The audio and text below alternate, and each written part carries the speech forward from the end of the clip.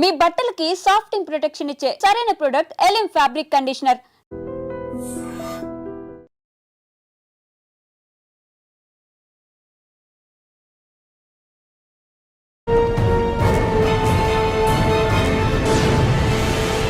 టైంలోనే శాస్త్రి గారి టైంలో తూర్పుగోదావరి జిల్లాలో వాజేడు దగ్గర ఒక కిడ్నాప్. ఆ కిడ్నాప్ వెనక్కి కథ ఏంటి, నక్సల్ చెరలో ఉన్నప్పుడు వాళ్ళకి మీకు జరిగిన డిస్కషన్. అప్పుడు ఎస్ఆర్ శంకరన్ గారు స్టేట్ గవర్నమెంట్లో పనిచేసేవారు. అయితే అతన్ని అప్పుడు స్పెసిఫిక్గా రాజీవ్ గాంధీ గారు ఎలవరం దళం అని ఒకటి శబరి దళం అని ఉన్నది అక్కడ. ఇది ఎలవరం దళం అనుకుంటాను. సో దిగగానే వెంటనే డ్రైవర్ను దబాయించేసి కీస్ తీసేసుకున్నారు. తీసేసాక మేము దిగేసరికి మా ముందు అసలు ఒకరు చెట్టు మీద, ఒకరు ఇక్కడక్కడ, మొత్తం ఈ టిపికల్ గెరిలా టైప్లో ఆపేసి మిగతా వాళ్ళందరినీ వెళ్ళిపోమన్నారు. మమ్మల్ని అందరినీ ఒక దగ్గర కూర్చోమన్నారు. కూర్చున్నాక ఇంకా మామూలుగా వాళ్ళ పద్ధతిలో వాళ్ళు చెప్పారన్నమాట. ఇదంతా బూర్జువా ప్రభుత్వము, వరల్డ్ బ్యాంకు, 8 మంది ఎంతమంది నక్సల్స్ను ఎవరైతే అరెస్ట్ అయ్యారో వాళ్ళను రిలీజ్ చేయాలో వాళ్ళు రిలీజ్ చేసేంత వరకు మేము వదిలిపెట్టాము. చేయాల్సింది గవర్నమెంట్, అంటే గవర్నమెంట్కి వెళ్ళాలి. ఆ రోజుల్లో ఏ రకమైనటువంటి కమ్యూనికేషన్ సిస్టమ్ లేదు. వాళ్ళతో మీరు సంభాషించినప్పుడు ఎందుకు మీరు నక్సల్స్ రండి అని మీరు పిలవడం కానీ, లేదు మీరు బ్యూరో కట్టుకుంటారు మా వైపు రండి కానీ, ఇటు కొంచెం చర్చ అని జరిగింది. క్యాజువల్గా మాట్లాడారు. ఎస్ఆర్ శంకరన్ గారు అడిగారు వాళ్ళు. మీకు ఐడియాలజీ లేదు, భావజాలం. ఐడియాలజీ అంటే ఎమోషనల్ ఉంది అంతే. సార్ వాళ్ళకి తెలుసా మీరు అందరూ ఐఏఎస్ ఆఫీసర్? వాళ్ళకి తెలుసు. అంటే వాళ్ళకి అసలు జరిగే పరిణామాల గురించి ఆలోచించారు వాళ్ళకి అసలు ముందు తెలుసని నేను అనుకోవడం లేదు. వాళ్ళ లెవెల్ చూస్తే సింగరేణి గురించి ఏమీ తెలియదు. ఎందుకంటే నేను కోల్ డిస్ట్రిక్ట్స్ కూడా పనిచేయలేదు. సిన్సియర్ ప్రయత్నం చేశాము. అది ఒక మంచి సంస్థ, సిన్సియర్గా చేస్తారు అందులో ఎంప్లాయీస్ కానీ సీనియర్ లెవెల్ కానీ. కానీ సింగరేణి మీరు వచ్చిన తర్వాత లాభాల బాటకు వచ్చింది కదండి. సో 2007లో 120 సంవత్సరాల చరిత్ర ఉన్నటువంటి సింగరేణిలో ఒక్క స్ట్రైక్ జరగని సంవత్సరం చరిత్రలో అది ఫస్ట్ అనమాట. అది ఎలా అండి? 365 రోజులు ఉంటే 390 స్ట్రైక్లు అయినాయి. మన స్టైల్ అనో, మన వ్యక్తిత్వం అనో, లేకపోతే మనకు కమిట్మెంట్ ఏది వర్కర్స్ బాగోగులు చూడాలా, యూనియన్స్ అర్థం చేసుకున్నారో ఏమిటో కానీ ఒక్క స్ట్రైక్ అంటే ఒక స్ట్రైక్గా. అంటే యూనియన్లో లీడర్ మీరు మార్చారా, లేదంటే యూనియన్లో ఉన్న వాళ్ళు స్ప్లిట్ చేశారా? ఒక రకంగా చెప్పాలంటే యూనియన్ అండర్మైన్ చేయడం కాదు కానీ యూనియన్కు పెద్దగా రోల్ లేకుండా చేసింది. నిజాయితీగా జెన్యున్గా చేయడం చేయకూడదు, చేయడానికి లేదు. సార్ ఇప్పుడు కోల్డ్ మీరు 400 మీటర్లు 500 మీటర్లు కిందకి వెళ్తాం, అది అలా ఉంచేస్తారా? ఇది అది కొలాప్స్ చేస్తుంటాం? కొలాప్స్ అయిపోతుంది. మనం మొత్తం ఎక్స్పెక్ట్ చేస్తాం. చంద్రబాబు నాయుడు గారు ఉన్న చిత్తూరు జిల్లాలో పనిచేయడం ఇబ్బంది అనిపించిందా, లేదు హ్యాపీగా పనిచేస్తారు? కూడా నాకు ఎడ్యుకేషన్ ఉండింది. కానీ ఒకటి మాత్రం చెప్పగలను, ఇప్పుడు 30 సంవత్సరాలు అయిందనుకుంది, నాకు ఏ రకమైనటువంటి ఇబ్బంది జరగలేదు. ఇంటర్ఫియరెన్స్ కానీ లేదు. దానికి కాగా అడ్వాంటేజ్ ఏమిటంటే సార్ మంచి పోస్ట్లో ఉన్న మీకు వాళ్ళు తెలంగాణకు రావాలని కొంచెం కేసీఆర్ గారు పిలుపు అంటే అంతకుముందు కేసీఆర్ గారు కొంచెం ఇక్కడ ఉన్నప్పటి నుంచి పరిచయం. గవర్నమెంట్ మారింది, నేను అక్కడ గవర్నమెంట్ ట్రాన్సిషన్ ఉంది, ప్రైమ్ మినిస్టర్ అయిపోయింది కదా, కొత్త గవర్నమెంట్.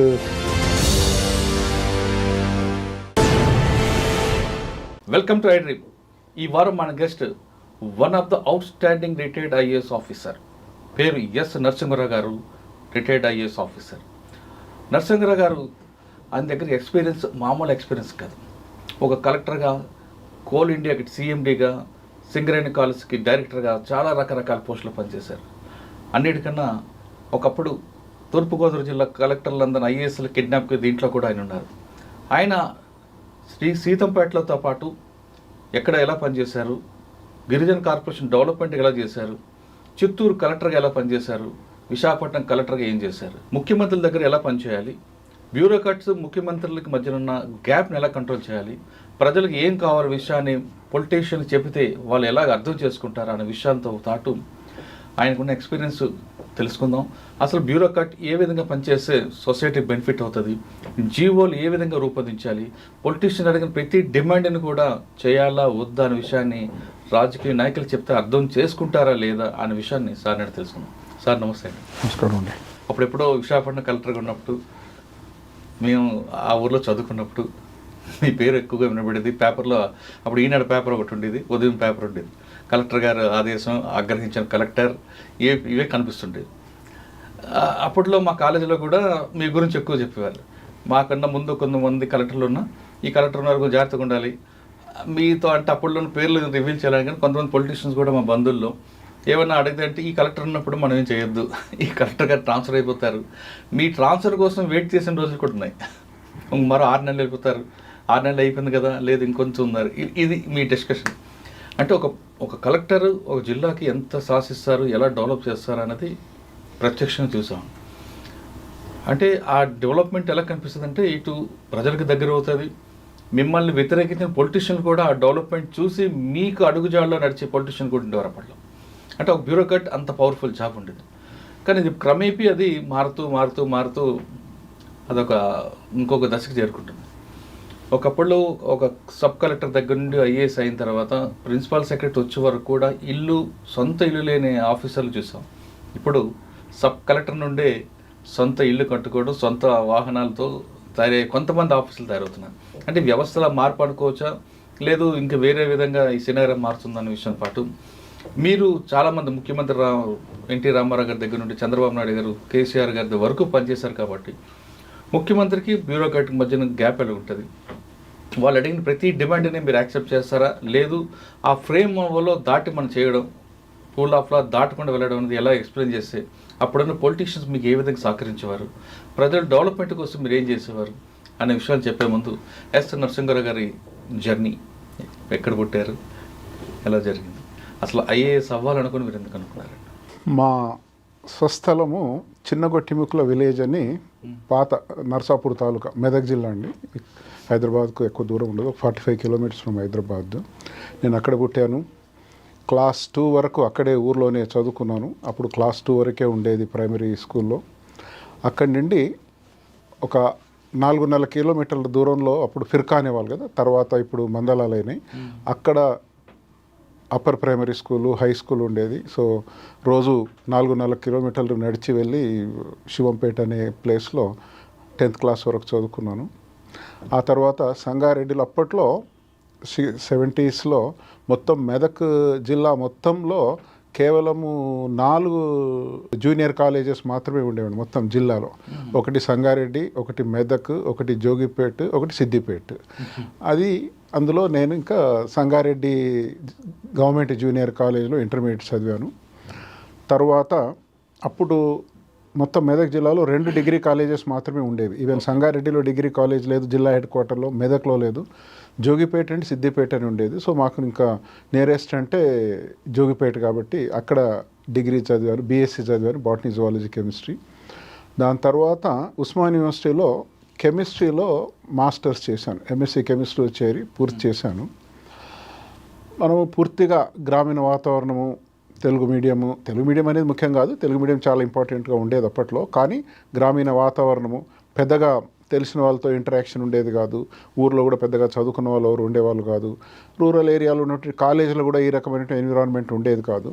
కానీ ఒకసారి ఉస్మానియా యూనివర్సిటీలో మాస్టర్స్లో చేరిన తర్వాత అక్కడ కొంతమంది స్టూడెంట్స్ ఈ కాంపిటేటివ్ ఎగ్జామ్స్ అని, ముఖ్యంగా నాకు కెమిస్ట్రీ అంటే చాలా ఇంట్రెస్ట్ ఉండేది. సో ఆ పట్టుదలతోనే ఎన్నో సబ్జెక్ట్స్లో నాకు అడ్మిషన్ వచ్చినా కూడా ఉస్మానియా యూనివర్సిటీలో కానీ సెంట్రల్ యూనివర్సిటీలో కానీ నేను కేవలం కెమిస్ట్రీ చదవాలని ఉస్మానియా యూనివర్సిటీలో చేరాను. పిహెచ్డీ చేయాలి, దాంట్లో ఇంకా నిష్ణాతులు కావాలి, ఏ పోస్ట్ డాక్టర్లకే జర్మనీ అట్లాంటి ప్లేస్లో చదవాలి అనే పట్టుదల ఉండేది. కానీ యూనివర్సిటీలో చేరాక మిగతా స్టూడెంట్స్, సీనియర్స్, రీసెర్చ్ స్కాలర్స్ ఈ కాంపిటేటివ్ ఎగ్జామ్స్ అది అవుతున్నప్పుడు నాకు తూచాగా తెలిసింది ఇదంతా ఏమిటి, ఇదంతా ఎగ్జామినేషన్స్ ఏమిటి, ప్రిపరేషన్ ఏమిటి, ఏమవుతుంది, ఏ సర్వీస్ ఏమిటి అనేది నాకేమీ తెలిసేది కాదు. కొంతమంది ద్వారా తెలిసిన తర్వాత అనిపించింది ఐ థింక్ మనం ఒరిజినల్గా అనుకున్నటువంటి రూట్ కాకుండా ఈ సివిల్ సర్వీస్కు వెళ్ళడమే బాగా అనిపించింది అప్పుడు. అందుకని ఇంకా 2వ సంవత్సరం ఎంఎస్సీలో వచ్చాక కెమిస్ట్రీ మీద ఇంట్రెస్ట్ తీసేసి అప్పుడు ఇంకా ఈ కాంపిటేటివ్ ఎగ్జామ్స్కు ప్రిపేర్ అవ్వడం మొదలుపెట్టాను. మొట్టమొదటగా నేను అసిస్టెంట్ కన్జర్వేటర్ ఆఫ్ ఫారెస్ట్ అని ఒకటి ఉంటుంది ఫారెస్ట్ డిపార్ట్మెంట్లో. నేను ఫారెస్ట్ డెవలప్మెంట్ కార్పొరేషన్లో అసిస్టెంట్ కన్జర్వేటర్ ఆఫ్ ఫారెస్ట్గా అప్లై చేసి రిక్రూట్ అయ్యాక కోయంబత్తూరులో. అది అప్పుడు దేశంలో ఒక 3 కాలేజీలు ఉన్నాయన్నమాట. అన్ని రాష్ట్రాల్లో ఈ గ్రూప్ 1 లాగా ఇది టెక్నికల్ ట్రైనింగ్ కాబట్టి ఈ అసిస్టెంట్ కన్జర్వేటర్ ఆఫ్ ఫారెస్ట్ అనే వాళ్ళు రిక్రూట్మెంట్ అయిన తర్వాత 2 సంవత్సరాలు ఫుల్ టైం డిప్లొమా కోర్సు, ఒకటి దేహ్రాదూన్లో, ఒకటి కోయంబత్తూరులో, ఒకటి బర్నీహాట్ అని అస్సాంలో ఉంటుంది. ఆ పర్టికులర్ టైంలో మా బ్యాచ్ను కోయంబత్తూరుకు అలాట్ చేశారు. అట్లాగే వివిధ రాష్ట్రాల నుంచి వచ్చినటువంటి ప్రొబేషనర్స్తో పాటు అక్కడ 2 సంవత్సరాలు నేను కోయంబత్తూరులో ఉన్నాను. ఉండి మళ్ళీ సివిల్ సర్వీస్ ఇది అంతే కొంచెం అప్పుడు 2 ఇయర్స్ ఉన్నాం కాబట్టి. సో అప్పుడు వేరే వాళ్ళ ద్వారా కొంత తెలిసిందనమాట. ఇది ఏదైనా ఒకటే అనుకునేవాడిని. నాకు సివిల్ సర్వీస్ అంటే forest service, police service, IAS, deputy collector ఏంటి, డిప్యూటీ తహసీల్దార్ ఏంటి ఏమీ తెలిసేది కాదు.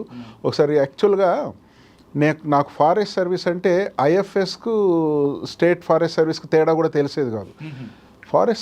ఫారెస్ట్ సర్వీస్కు ఈ స్టేట్ ఫారెస్ట్ సర్వీస్కు సెలెక్ట్ అయినప్పుడు ఆ ఫారెస్ట్ సర్వీస్లో సిస్టమ్ ఏముంటుంది అంటే 25 కిలోమీటర్ల వాకింగ్ టెస్ట్ ఉంటుంది. రిటర్న్ టెస్ట్లో క్వాలిఫై అయిన వాళ్ళు ఇంటర్వ్యూకి వెళ్లే ముందు 25 కిలోమీటర్లు 4 గంటల్లో 25 కిలోమీటర్లు నడవాలి. ఇక అది శారీరక దారుఢ్యం టెస్ట్ అనమాట అది. సో ఇది ఐపీఎస్ కూడా లేదు, కానీ ఇది ఫారెస్ట్కి ఉంది. అది హిస్టారికల్గా అది బ్రిటిష్ డేస్ నుంచి కూడా ఉంది అది.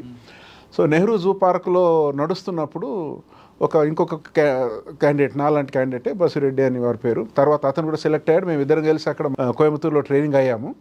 అవి మాట్లాడుతూ నేను ఫారెస్ట్ సర్వీస్ కూడా ఐఎఫ్ఎస్ కూడా రాశానండి, ఐఎఫ్ఎస్ రాలేదు అంటే నాకు ఆశ్చర్యమైంది. ఐఎఫ్ఎస్ ఏముంటుంది అని అంటే దానికని ఇదేదో చాలా హై సౌండింగ్ డెసిగ్నేషన్ కదా, అసిస్టెంట్ కన్జర్వేటర్ ఆఫ్ ఫారెస్ట్ అనేది. ఇది ఎక్కువ కదా దానికన్నా అంటే లేదండి ఇది స్టేట్ సర్వీసు, దీంట్లో 10-15 సంవత్సరాలు పనిచేస్తే కానీ ఐఎఫ్ఎస్ రాదని అప్పుడు తెలిసింది. సరే ఇప్పుడు రాయొచ్చు కదంటే అప్పటికి ఆ సంవత్సరానికి లాస్ట్ డేట్ అయిపోయింది అనమాట. సో అంత అంటే ఎందుకు చెప్తున్నానంటే అంత ఇగ్నోరెంట్గా ఉండేదన్నమాట. సో తెలిసింది కాబట్టి అక్కడ వెళ్ళిన తర్వాత ఐఎఫ్ఎస్ కూడా అప్లై చేశాను, సివిల్ సర్వీస్ కూడా అప్లై చేశాను. అక్కడ చాలా రిగరస్ ట్రైనింగ్ ఉండేది. ట్రైనింగ్ అయినా కూడా పట్టుదల ఉండింది కాబట్టి మళ్ళీ మొదలుపెట్టి ప్రిపేర్ అయ్యి అక్కడ ట్రైనింగ్ అవుతూనే సివిల్ సర్వీస్ రాశాను. ఫస్ట్ అటెంప్ట్లో ప్రిలిమ్స్ పాస్ అయ్యాను, ఇంటర్వ్యూస్ మెయిన్ పాస్ అయ్యాను, ఇంటర్వ్యూ కూడా వెళ్ళాను. గ్రూప్ బి సర్వీస్ ఒకటి వచ్చింది, కానీ అప్పటికే మనము దానికన్నా బెటర్ సర్వీస్ ఉన్నాం కాబట్టి ఇంకా అది పట్టించుకోలేదు. తర్వాత ఫారెస్ట్ సర్వీస్ కూడా రాశాను. ఎప్పుడైతే మళ్ళీ నెక్స్ట్ ఇయర్కు టైం వచ్చిందో అప్పుడు ఆ ఫారెస్ట్ సర్వీస్ రాస్తే ఇండియన్ ఫారెస్ట్ సర్వీస్ కూడా సెలెక్ట్ అయ్యాను. ఆ లోపుగా 2 సంవత్సరాలు పూర్తి అయిపోయింది, ఇది ట్రైనింగ్ అయిపోయింది. ఫస్ట్ నెల్లూరులో ట్రైనింగ్ 3 నెలలు ట్రైనింగ్ తర్వాత మళ్ళీ ఇన్ఫ్యాక్ట్ ఫస్ట్ నా విశాఖపట్నం విజిట్ ఫారెస్ట్ సర్వీస్లో ఉన్నప్పుడు ట్రైనింగ్ అనమాట, చింతపల్లిలో ట్రైనింగ్. అప్పుడు ఫారెస్ట్ సర్వీస్లో కూడా సెలెక్ట్ అయ్యాను. మళ్ళీ అదే సంవత్సరం సివిల్ సర్వీస్ కూడా రాశాను, 2వ అటెంప్ట్ కాబట్టి. ఫారెస్ట్ సర్వీస్లో సెలెక్ట్ అయిన తర్వాత నేను ఇది స్టేట్ ఫారెస్ట్ సర్వీస్ వదిలేసి దేహ్రాదూన్లో ఇండియన్ ఫారెస్ట్ సర్వీస్లో చేరాను. ట్రైనింగ్ అవుతున్నప్పుడు అప్పటికే ఎగ్జామ్ రాస్తున్నాను కాబట్టి సివిల్ సర్వీస్ రిజల్ట్స్ వచ్చినాయి. నాకు అంత మంచి ర్యాంక్ రాలేదు, 130 సంథింగ్ వస్తే ఐఏఎస్ మిస్ అయింది, ఐపీఎస్ వచ్చింది. సరే అని ఐఎఫ్ఎస్ వదిలేసేసి మళ్ళీ ఐపీఎస్లోకి వచ్చేసాను. ఐపీఎస్లో ఒరిస్సాకి ఆర్డర్ అలాట్ అయింది. మళ్ళీ సివిల్ సర్వీస్ మళ్ళీ 3వ అటెంప్ట్ కూడా మళ్ళీ సీరియస్గా ప్రిపేర్. ఎన్పిఎల్ ట్రైనింగ్ తీసుకున్నారా? ఎన్పిఎల్ ట్రైనింగ్ చేశాను, ఎన్పిఎల్ ట్రైనింగ్ అయ్యాను. ట్రైనింగ్ 1 ఇయర్ ట్రైనింగ్ అయిన తర్వాత, ఒక 9 months ట్రైనింగ్ అయిన తర్వాత కరెక్ట్. సో తర్వాత మళ్ళీ రాశాను, కొంచెం సీరియస్గా తీసుకొని రాస్తే అప్పుడు నాకు ఒరిస్సాకు వెళ్ళక ముందే ఈ రిజల్ట్స్ వచ్చేసినాయి. ఏదో ఒరియా లాంగ్వేజ్ కూడా ఏదో నేర్చుకున్నాం మెల్లమెల్లగా కొంచెం ఇది అకాడమీలో పెద్దగా లేదు, అప్పటికే రిజల్ట్స్ వచ్చేసినాయి. ఇంకా అది ఇంట్రెస్ట్ పోయింది కాబట్టి సో అప్పుడు లక్కీలీ మంచి ర్యాంకే వచ్చింది నాకు. ఆల్ ఇండియా 5th ర్యాంక్ వచ్చింది ఇంకా 3వసారికి. సో ఇంకా తప్పనిసరిగా ఐఏఎస్లో వచ్చేసాను. సో ఏపీ కార్డర్కి వచ్చేసాను. సార్ మీ ఫాదర్ ల్యాండ్ లార్డ్, మీకు డబ్బులు కథ లేదు, మీరేమో ఈ విధంగా వస్తే మీ నాన్నగారు మనకెందుకురా ఇవన్నీ అనలేదా? యాక్చువల్గా మీరు చూస్తే ల్యాండ్ లార్డ్ అయితే కాదు, వెరీ హంబుల్ ఫార్మింగ్ బ్యాక్గ్రౌండే ఉండేది. అంటే ల్యాండ్ లార్డ్ అని కాకపోయినా మీకైతే మంచి కుటుంబమే కదా అంటే ఆర్థికంగా. అంత కాదు, అప్పట్లో వ్యవసాయం అంటే గ్రీన్ రెవల్యూషన్ రాని రోజుల్లో ల్యాండ్ ఉన్నా ల్యాండ్కి వాల్యూ ఏమి ఉండేది కాదు. ఎందుకంటే కల్టివేట్ చేసే కెపాసిటీ ఉండాలా, అల్టిమేట్గా దాంట్లో వచ్చేది ఓన్లీ సబ్సిస్టెన్స్ మాత్రమే ఉండేది. స్వతహా మా పేరెంట్స్కు పెద్దగా ల్యాండ్ ఉండేది కాదు, ఒక 5-6 acres ల్యాండ్ మాత్రమే ఉండేది. మా గ్రాండ్ మదర్ అంటే మా మదర్ పేరెంట్స్ సేమ్ విలేజ్, వాళ్ళకు మా mother is the only daughter అనమాట. వాళ్ళకు కొంచెం డ్రై ల్యాండ్, అప్పట్లో ప్రొడక్టివ్ ల్యాండ్ కాదు కానీ చాలా ల్యాండ్ ఉండేది, మా గ్రాండ్ పేరెంట్స్కి ల్యాండ్ ఉండేది. సో అన్ఫార్చునేట్లీ మా ఫాదర్ నేను ఎట్ ద ఏజ్ ఆఫ్ 12 చనిపోయారు. అయ్యో కలరాతో చనిపోయారు. ఐ వాజ్ ఇన్ క్లాస్ 8 అప్పుడు చనిపోయారు. ఇంకా నేను వ్యవసాయం చూసుకునేవాడిని. Only son. మా mother at the very early age she suffered that. నాకు ఒక ఎల్డర్ సిస్టర్, మా ఫాదర్ ఉన్నప్పుడే పెళ్ళయింది. సో ఆ పెళ్ళైన నెక్స్ట్ ఇయరే మా ఫాదర్ చనిపోయారు. మా సిస్టర్ పెళ్ళైన నెక్స్ట్ ఇయరే మా ఫాదర్ చనిపోయారు. ఇంకా నేను మెయిన్ వ్యవసాయం చూసుకునేవాడిని. ఎడ్యుకేషన్ వాజ్ సెకండరీ అనమాట. పొద్దున వ్యవసాయం చూడాలి, శనివారం ఆదివారం వ్యవసాయం చూసుకోవాలి, సమ్మర్లో వ్యవసాయం చూసుకోవాలి, రోజు సాయంత్రం వ్యవసాయం చూడాలి. అట్లాగే యాక్చువల్గా వ్యవసాయమే చేశాను నేను. యాక్చువల్గా లెక్కలు చెప్పాలంటే studies was secondary, education was secondary. Even కాలేజ్లో చేరిన తర్వాత కూడా సెకండరీ, ఇంటర్మీడియట్లో కానీ డిగ్రీలో కానీ. ఒక డిగ్రీ అయిపోయిన తర్వాత ఒకసారి ఇంకా నేను మాస్టర్స్లో చేరినప్పుడు ఇంకా వ్యవసాయం చేయకూడదని నిర్ణయించుకొని వేరే వాళ్ళకి షేర్ క్రాపింగ్ దానికి ఇచ్చేసి ఇక ఫుల్ టైం, ఫస్ట్ నేను ఫుల్ టైం అకాడమిక్స్లోకి వెళ్ళింది ఓన్లీ ఎంఎస్సీలో చేరిన తర్వాతే. సో అదర్వైజ్ 7 సంవత్సరాలు కంటిన్యూస్గా వ్యవసాయం చేశాను. 71 నుంచి 70. ఎవరు ఇంత క్వాలిఫికేషన్ కానీ గవర్నమెంట్ సైడ్ లేరు కదా, మీరు ఈ విధంగా స్టెప్ తీసుకుంటే మీ మదర్ ఏమన్నారు? మా మదర్, ఎందుకంటే మీరు ఒక్కరే బయటకు వెళ్తున్నారు, కరెక్ట్, ఇల్లు చూసుకోవాలి. మా మదర్ ఏమిటంటే షీ వాజ్ ఇల్లిటరేట్, కానీ తనకు చాలా ట్రెమెండస్ కామన్ సెన్స్ ఉండేది. సో మెమరీ ఉండేది. అన్ఫార్చునేట్లీ ఆ రోజులు ఆపర్చునిటీస్ లేవు కాబట్టి చదువుకోలేదు. సో మా మదర్ డ్రీమ్ ఏముండింది అంటే, మా కజిన్ బ్రదర్ ఒక అతను టీచర్ ఉండేవారు, రిటైర్ అయ్యారు ఇప్పుడు. మా మదర్ డ్రీమ్ ఏమిటంటే, నేను కూడా ఒక హై స్కూల్ టీచర్ కావాలి, అంటే బీఎస్సీ చదవాలి, బీఎడ్ చేయాలి, హై స్కూల్ టీచర్ అవుతే దగ్గరలో ఎక్కడ ఉద్యోగం ఉంటుంది, ఊర్లో వ్యవసాయం చూసుకోవచ్చు, ఊర్లో సొసైటీలో రెస్పెక్ట్ ఉంటుంది అని. My mother's dream was I should become a high school teacher. నేను మా మదర్ చెప్పినట్టుగానే విన్నాను. బట్ మాస్టర్స్కి వచ్చినప్పుడు మాత్రం మా మదర్ను నేను మొట్టమొదటిసారి డిఫై చేశాను. లేదు నీకు తెలీదు, I should go for higher studies అనే దాని మీద ఇంకా తరే నీ ఇష్టం అని వదిలేసింది అనమాట. సరే, తర్వాత ఇంకా సర్వీసులు చేరిన తర్వాత she was very happy all the time నాతోనే. తను చనిపోయేంత వరకు కూడా 2010లో టీచర్ చాలు తన కొడుకు అనుకున్న ఆమెకి ఒక కలెక్టర్ అయ్యారు కాబట్టి ఆ ఫీలింగ్స్ ఎలా ఉండేవి? నాకు ఉండేవి. అంటే నేను ఎంత కష్టపడుతున్నాను అనేది ఆమెకు ఏదో ఉండేది. ఇంత కష్టపడతారా అధికారి, ఇంత పెద్ద ఆఫీసర్ కూడా ఇంత రాత్రి బావులు కష్టపడతారా అని కొంచెం ఆశ్చర్యంగా ఉండేది ఆమెకు. But she has her own feeling. ఏదో ఎవరో చేసిన పుణ్యంకు నాకు అదృష్టం కలిగింది అనేది తను అనుకునేది అనమాట. సార్ ఐఏఎస్ ఫస్ట్ ట్రైనింగ్ ఎక్కడ? నేను ఫస్ట్ ఈస్ట్ గోదావరిలో అసిస్టెంట్ కలెక్టర్ అండర్ ట్రైనింగ్ 1987లో మసూరిలో 1 year ట్రైనింగ్ అయిపోయిన తర్వాత ఈస్ట్ గోదావరికి అలాట్ అయ్యింది. ఇక ఎప్పుడు చాలా సిస్టమేటిక్ ఉండేది ఆ రోజుల్లో ట్రైనింగ్. ఒక ఎవ్రీ 1 week ఒక agriculture department, forest department, irrigation department, Panchayati Raj అట్లాగా. తర్వాత ఐటీడీఏ, ఒక సబ్ కలెక్టర్గా, ఒక ఎంఆర్ఓగా, ఒక రెవెన్యూ ఇన్స్పెక్టర్గా, ఒక ఎండిఓగా అన్నీ పనిచేయాలన్నమాట. అన్ని వింగ్స్ చేయాల్సి. దాంతో మనకు అనుభవం వస్తుంది. అంటే హ్యాండ్స్ ఆన్ ఎక్స్పీరియన్స్ ఉండాలా ఏమిటి అనేది. కేవలం బుక్లో చదవడము, రూల్స్ చదవడము, మాన్యువల్స్ చదవడమే కాకుండా హ్యాండ్స్ ఆన్ ఎక్స్పీరియన్స్ ఉండాలనే దానికి అది చక్కగా పెట్టారు. అది బ్రిటిష్ డేస్ నుంచి వచ్చినటువంటి ట్రైనింగ్ సిస్టమ్. అది చాలా సిస్టమేటిక్గానే ఉండేది. మళ్ళీ దాని మీద ఎవాల్యుయేషన్ కూడా చేసేవారు. ఎవ్రీ మంత్ సరిగా చేస్తున్నారా లేదా, ఎంత ఇంట్రెస్ట్ తీసుకుంటున్నారు ఏమిటి అనేది బోత్ ఇక్కడ కలెక్టర్గా, తర్వాత అక్కడ మసూరు నుంచి కూడా వచ్చి ఎవాల్యుయేట్ చేసేవాళ్ళు అనమాట. సార్ మీకు ఫస్ట్ కలెక్టర్ గారు? నేను ఫస్ట్ ఈస్ట్ గోదావరిలో చేరినప్పుడు ఎంవీపీసీ శాస్త్రి గారని ఆయన కలెక్టర్ ఉండేవారు. నేను ఇంకా ఎక్కువగా చాలా ఏదో ఇరిగేషన్ అట్లాంటి ట్రైనింగ్లు తప్ప మిగతావన్నీ ఆయన నాకు ట్రైబల్ అఫేర్స్లో ఇంట్రెస్ట్ ఉంది అనేది గమనించిన తర్వాత అన్ని ట్రైనింగ్ అని నన్ను మొత్తం ఫారెస్ట్ ట్రైబల్ ఏరియాస్లో ఉంచారన్నమాట. ఇంకా రకరకాల అప్పుడు అడ్డతీగలు కానీ, లేకపోతే రంపచోడవరం కానీ, ఇంకా రాజబొమ్మంగి, దేవిపట్నం అన్ని ప్రాంతాల్లో రకరకాల ఉద్యోగాలు. మీరు పనిచేస్తున్న టైంలోనే శాస్త్రి గారి టైంలో తూర్పుగోదావరి జిల్లాలో వాజేడు దగ్గర ఒక కిడ్నాప్, గుర్తేడు రైట్. అసలు కిడ్నాప్ ఎందుకు, మీ అందరూ అక్కడ రావాల్సి వచ్చింది, కిడ్నాప్ ఎలా చేశారు, ఆ కిడ్నాప్ వెనక్కి కదేంటి, మీరు కిడ్నాప్ అంటే నక్సల్ చెరలో ఉన్నప్పుడు వాళ్ళకి మీకు జరిగిన డిస్కషన్ ఏంటి? అందులో కూడా ఒక కమ్యూనిస్ట్ భావాలు కూడా వ్యక్తి ఉంటారు.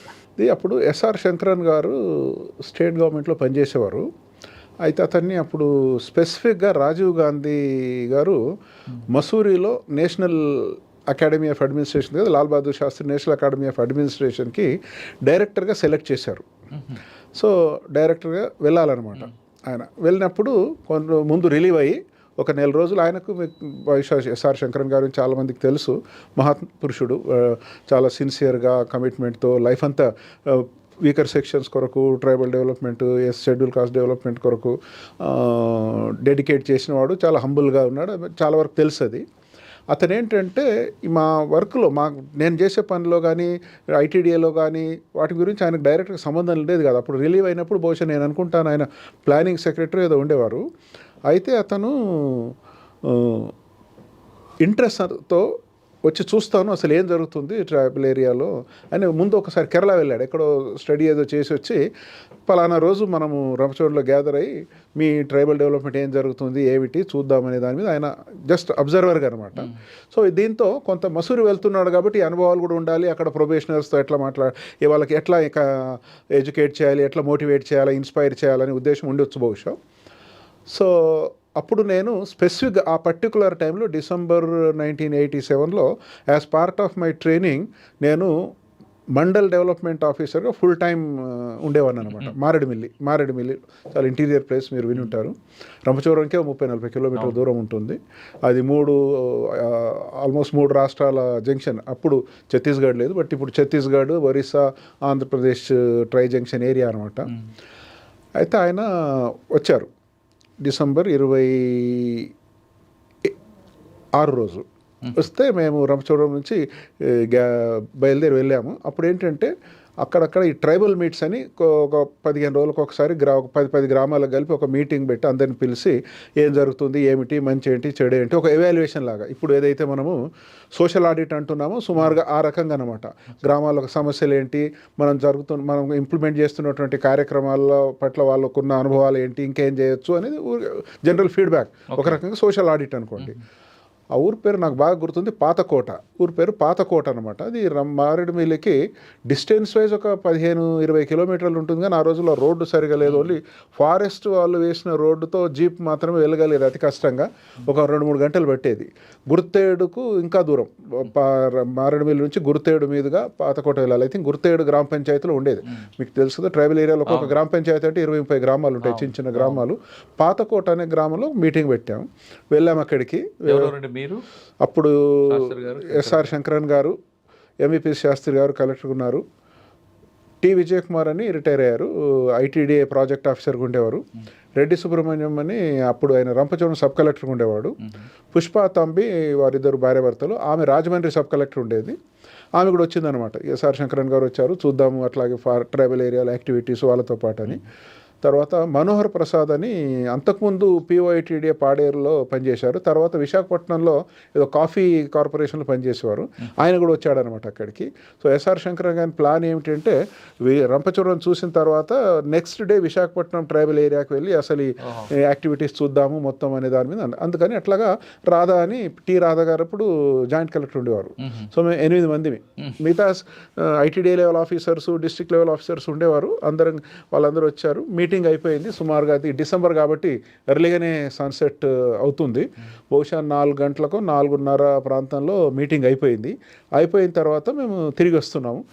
ట్రైబల్స్ కూడా డిఫరెంట్ గ్రామాల వాళ్ళంతా డిస్పర్స్ అయిపోతున్నారు. కొంతమంది మేము వస్తున్నటువంటి దారిలోనే వస్తున్నారు. ట్రైబల్ వెల్ఫేర్ ఆఫీసర్స్, ఎండిఓలు వాళ్ళందరూ కూడా ఉన్నారు. అక్కడ నుంచి బయలుదేరినాక ఒక 5-10 మినిట్స్ డ్రైవ్ తర్వాత నేను ఒక జీప్లో ఉన్నాను. ఎస్ఆర్ శంకరన్ గారు ముందు కూర్చున్నారు. ఏదో జనరల్గా మాట్లాడుతున్నాము, డిస్కస్ చేస్తున్నాం ఏంటి డెవలప్మెంట్, అడ్మినిస్ట్రేషన్. అది సడన్గా చూశాను, ఈ ఆలివ్ గ్రీన్ యూనిఫామ్లో ఉన్న వాళ్ళు ఒక 2-3 ఉన్నారు, వెపన్ పట్టుకొని ఆపమన్నారు. నేను ఏమనుకున్నానంటే బహుశా అక్కడ ఎప్పటికే ఈ సిఆర్పిఎఫ్ అవన్నీ జరిగేది, నేను అక్కడ ఉన్నాను కాబట్టి బహుశా వీళ్ళేమో అయ్యో పాపం వీళ్ళు ఎవరో తెలియకుండా వాళ్ళు మమ్మల్ని ఆపేశారు అని ఐ వాజ్ ఫీలింగ్ వాళ్ళకి ఎంబరాస్ అవుతుందేమో అనేది నా ఇమ్మీడియట్ ఇంప్రెషన్ అనమాట. అసలు మనకు స్ట్రైక్ కాలే ఇదేంటి నక్సల్ అనేది. దళంస్ ఉన్నట్టుగా తెలుసు కానీ మమ్మల్ని ఎప్పుడు ఇంటరాక్ట్ కాలేదు, ఎవరు మనల్ని పట్టించుకోలేదు. మేము ఫ్రీగా తిరిగేవాళ్ళం మా ప్రాంతంలో. నేను కాదు, చాలా మంది కూడా ఫ్రీగా తిరిగేవాళ్ళు. ఐపీవైటీడీ విజయ్ కుమార్ కూడా చాలా ఇంటీరియర్ ప్లేస్ అక్కడ ఉన్నాయి. ఒకటి ఎలవరం దళం అని, ఒకటి శబరి దళం అని ఉన్నది అక్కడ. ఇది ఎలవరం దళం అనుకుంటాను. సో దిగగానే వెంటనే డ్రైవర్ను దబాయించేసి కీస్ తీసేసుకున్నారు. తీసేసాక మేము దిగేసరికి మా ముందున్న జీపులో కొంతమంది అఫీషియల్స్ ఉన్నారు. వాళ్ళు కూడా ఆ జీపును కూడా ఆపేశారు. అప్పుడు అసలు ఒకరు చెట్టు మీద, ఒకరు ఇక్కడక్కడ, మొత్తం ఈ టిపికల్ గెరిలా టైప్లో ఉన్నారనమాట. ఒక 8 మంది, ప్రతి వాళ్ళ దగ్గర వెపన్ ఉంది. 2-3 విమెన్ ఉన్నారు, మిగతా వాళ్ళంతా యంగ్స్టర్స్ ఉన్నారు. సరే ఆపేసి మిగతా వాళ్ళందరినీ వెళ్ళిపోమన్నారు. ఈ ఎవరెవరైతే అక్కడ ఉన్నారో వాళ్ళందరినీ దబాయించారు. వాళ్ళు షాక్ అయ్యారు ఇదంతా చూసిన తర్వాత. ఎందుకంటే ఇప్పుడు ఆఫీసర్స్ ఉంటారు కదా, వేరే మండల్ ఆఫీసర్స్, ఐటీడీఏలో ఆఫీసర్స్, వాళ్ళందరూ దబాయించేసి భయపెట్టేసి వెళ్ళిపోయారు. ట్రైబల్స్ అందరూ వెళ్ళిపోయారు. మమ్మల్ని అందరినీ ఒక దగ్గర కూర్చోమన్నారు. కూర్చున్నాక ఇంకా మామూలుగా వాళ్ళ పద్ధతిలో వాళ్ళు చెప్పారనమాట. ఇదంతా బూర్జువా ప్రభుత్వము, వరల్డ్ బ్యాంకు, యూజువల్ అవన్నీ చెప్పాక ఒక చీకటి పడ్డది అప్పటికే. లోపలికి మేము వస్తున్న దారి నుంచి ఒక 100 మీటర్లు 200 మీటర్లు లోపలికి వెళ్ళి ఎక్స్క్లూజివ్ కూర్చోబెట్టి ఒక అరగంట బాగానే లెక్చర్ ఇచ్చారు వాళ్ళు. చెప్పిన తర్వాత ఇప్పుడు మీ అందరినీ మేము కిడ్నాప్ చేస్తున్నామన్నారు. నాకు అసలు అర్థం కాల, ఇదేంటి కిడ్నాప్ ఏంటి? షాక్ అంటే షాకే ఒక రకంగా, అంటే భయం కాలేదు కానీ ఇదేంటి అంటే నెవర్ ఎక్స్పెక్టెడ్ అనమాట. మేమంతా సిన్సియర్, అక్కడ ఉన్న వాళ్ళందరూ సిన్సియర్గా పనిచేసే వాళ్ళే, అందరూ ఒకరికన్నా ఒకరు ఎక్కువగా సిన్సియర్గా పనిచేసే వాళ్ళు, ట్రైబల్ ఏరియాలు కానీ వీకర్ సెక్షన్స్ కొరకు. చెప్పాక దీనికి మిమ్మల్ని ఇప్పుడు కిడ్నాప్ చేస్తున్నాము, మీరు మా కంట్రోల్లో ఉంటారు, పలానా ఒక 8 మంది ఎంతమందో నక్సల్స్ను ఎవరైతే అరెస్ట్ అయ్యారో వాళ్ళను రిలీజ్ చేయాలో, వాళ్ళు రిలీజ్ చేసేంత వరకు మిమ్మల్ని వదిలిపెట్టాము. అప్పుడు 10 మంది అండి సిఓలు అరెస్ట్ చేశారు. అది వర్కాపూర్ చంద్రమౌళి ఆ గ్రూప్ అంత ఉండింది. అయితే అందులో సరే ఇంకా మరి మన చేతులు ఏమీ లేదు, వాళ్ళ దగ్గర ఉన్నాం మనము. అప్పుడు వాళ్ళతో ఏమన్నామంటే, సరే గవర్నమెంట్ మా చేతులు ఏం లేదు కదా, మేము మీ చెరలో ఉన్నాము, ఇప్పుడు చేయాల్సింది గవర్నమెంట్, అంటే గవర్నమెంట్కి వెళ్ళాలి. ఆ రోజుల్లో ఏ రకమైనటువంటి కమ్యూనికేషన్ సిస్టమ్ లేదు. మేము 6:30కు అవుతే ఎవరికి ప్రపంచానికే తెలియదు, ఏమీ తెలియదు. అప్పుడు ఇక వాళ్ళతో డిస్కస్ చేసిన తర్వాత మరి కాకినాడనో రాజమండ్రి, రంపచోడవరం వెళ్తే కూడా అప్పుడు ఫోన్ సిస్టమ్ సరిగా ఉండేది కాదు. రాజమండ్రి కాకినాడ వెళ్ళి ఎస్టీడీ ఫోన్లో మాట్లాడితే కానీ హైదరాబాద్కు వార్త చేరదు. మాట్లాడాలి అంటే ఇంకా వాళ్ళు ఒక 2 అటెండర్లు ఉండే మాతో, వాళ్ళని పంపించండి అన్నారు. లేదు వాళ్ళు మాట్లాడలేరంటే నన్ను పంపించండి అన్నారు. నాకు ఎవరు తెలుసు, అప్పుడు ఐ వాజ్ వెరీ జూనియర్, నేను మాత్రం వెళ్ళి ఎవరితో మాట్లాడగలను హైదరాబాద్లో అంటే. ఆఖరికి వాళ్ళు ఒక కన్విన్స్ అయింది ఏంటంటే, టీ రాధా అని జాయింట్ కలెక్టర్ ఉండేవారు, అట్లాగే ఒకే లేడీ ఆఫీసర్ పుష్పా తంపి ఉండేవాళ్ళు, వాళ్ళిద్దరిని పంపించామన్నమాట. పంపించి ఇంకా మీరు వెళ్ళి కమ్యూనికేట్ చేయండి గవర్నమెంట్కి, ఏమవుతుందో చూద్దాంలేండి అని అట్లే రిజైన్. పంపించారు సార్ నడుచుకోనా? ఇంకా కొంచెం దూరం వాళ్ళు తీసుకెళ్ళి జీప్లో పంపించేశారు వాళ్ళని. వెళ్ళి కిడ్నాప్ అయిన విషయం బయటకు చెప్పాలని గవర్నమెంట్కి చెప్పి ఇట్లా ఈ కండిషన్ కిడ్నాప్ అయినట్టుగా, తర్వాత వాళ్ళని రిలీజ్ చేస్తేనే వీళ్ళని రిలీజ్ చేస్తారు అనే మెసేజ్తో వాళ్ళు వెళ్ళిపోయారు.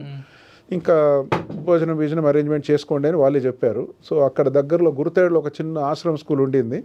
సో ఎవరినో అటెండర్లను పంపించేసి రైస్, చింతపండు అట్లాంటి ఏదో తెచ్చేసేసి ఇంకా రాత్రికి అక్కడే మామూలు కాకుండా డ్రై కర్రలతో ఏదో వంట చేసేసి మేము తిన్నాం, వాళ్ళు తిన్నారు. మళ్ళీ యాజ్ యూజువల్గా వాళ్ళ గెరిలా టాక్టిక్స్ ఉంటాయి కదా, మళ్ళీ ఫైర్ను చేయడము.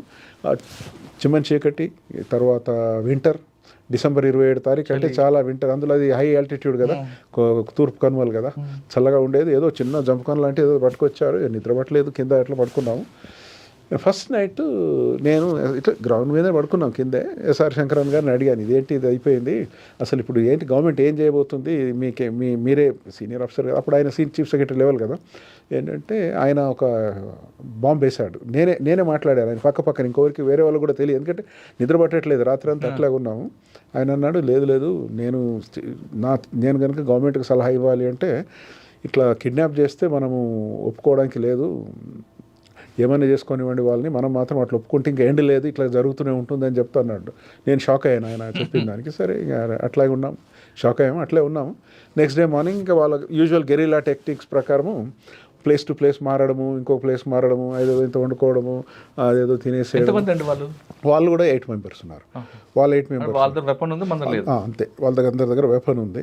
ఇంకా వాళ్ళు కూడా సర్ప్రైజ్ అయ్యారు, మీరు అంతా చాలా మేము భయపడ్డట్టుగా ఏదో ఏడ్చినట్టుగా ఏమీ లేకుండా అందరు క్యాజువల్గా ఉన్నారు, వాళ్ళతో కూడా జోకులు చేస్తున్నాము అన్నట్టుగా. సో ఆ రోజు మధ్యాహ్నం కూడా భోజనం చేసాము. అంటే అక్కడ నుంచి ఆ ప్లేస్ షిఫ్ట్ చేశారా సార్? ఎవ్రీ 2 గంటలకు ఒకసారి షిఫ్ట్ చేస్తూనే ఉంటారు. ఎవ్రీ 2 గంటలకు 2 గంటలకు షిఫ్ట్ చేస్తూ ఉంటారు. ఎందుకంటే వాళ్ళ టెక్నిక్స్ వాళ్ళకు ఉంటాయి కదా, ఎవరికైనా తెలియదు, ఒకే ప్లేస్లో ఉండకూడదు. మళ్ళీ ఒక దగ్గర వంట చేసినప్పుడు ఫైర్ ఏదైనా వచ్చిందంటే ఎవరికైనా పొగ అట్లాంటిది తెలిసే ప్రమాదం ఉంటుంది. కాబట్టి వాళ్ళ టిపికల్ గెరిలా టెక్నిక్స్. ఎలా ఉండేవారంటే అప్పుడు మరి పొగ రాకుండా మొత్తం దాని మీద మట్టి పోసేసేసి అక్కడి నుంచి ఇంకొక దగ్గరే తిరిగి ఉండవు. బట్ అడవిలో థిక్ ఫారెస్ట్ కదా అది, 1 గంట సేపు ఎక్కడెక్కడ తిప్పేసి అక్కడేదో కూర్చునే వాళ్ళం అనమాట. అట్లాగా ఏదో వాగులో బారే నీళ్ళు ఏదో ఉంటే చిన్న చిన్న అట్లాంటి స్ట్రీమ్లో బారే నీళ్ళు తాగాలి, అక్కడే ఉండాలి. సార్ వాళ్ళతో మీరు సంభాషించినప్పుడు ఎందుకు మీరు నక్సల్స్కి అయ్యారు రండి అని మీరు కానీ పిలవడం కానీ, లేదు మీరు బ్యూరో కట్టుకుంటుంది మా వైపు రండి కానీ ఇటువంటి చర్చ ఏం జరిగింది? ఇన్ఫార్మల్గా క్యాజువల్గా మాట్లాడాం. ఎస్ఆర్ శంకరన్ గారు అడిగారు వాళ్ళని, మరి మీ గవర్నమెంట్ వస్తే మమ్మల్ని అందరినీ ఉంచుకుంటారా లేదా ఏమిటంటే వాళ్ళు ఏదో నవ్వారు. వాళ్ళకు నాకు అర్థమైంది ఏంటంటే వాళ్ళు ఆ ఏజ్ గ్రూప్లో ఎమోషనల్గా చేరిన వాళ్ళే తప్ప, ఇంక్లూడింగ్ దళం కమాండర్, ముఖ్యంగా వాళ్ళకు పెద్దగా అవగాహన అనేది లేదు. ఐడియాలజీ లేదు, భావజాలం. ఐడియాలజీ అంటే ఎమోషనల్ ఉంది అంతే, కానీ ఏమిటి వ్యవస్థ ఏమిటి అంటే సమాజంలో ఎక్స్‌ప్లాయిటేషన్ నడుస్తుంది, ఈ ఇన్ఈక్వాలిటీ ఉంది, బూర్జువాతత్వం ఉంది, ఫ్యూడలిజం ఉంది, ఇది పోవాలి అనేదే తప్ప దీనికి సొల్యూషన్ ఏమిటి, గన్ ద్వారా ఏమొస్తుంది అనేది పెద్దగా వాళ్ళకి అవగాహన. ఈవెన్ దళం కమాండర్ కూడా ఇంటర్మీడియట్ చదువుకున్నాడు అంతే, అతను ఇక్కడ సుల్తానాబాద్లో ఇక్కడ పెద్దపల్లి దగ్గర. పెద్ద వాళ్ళ response was Kongara Sudhakar Reddy alias killer Krishna alias Kanakanna అని ఉండేవాడు, తర్వాత ఇక్కడ చనిపోయినట్టున్నారు. సో ఎనీవే వాళ్ళకు పెద్దగా అవగాహన ఉండేది కాదంటే వాళ్ళు సర్ప్రైజ్ అయ్యారు మేమంతా క్యాజువల్గా ఉన్నాము అది ఇది అనేది. సార్ వాళ్ళకి తెలుసా మీరు అందరూ ఐఏఎస్ ఆఫీసర్?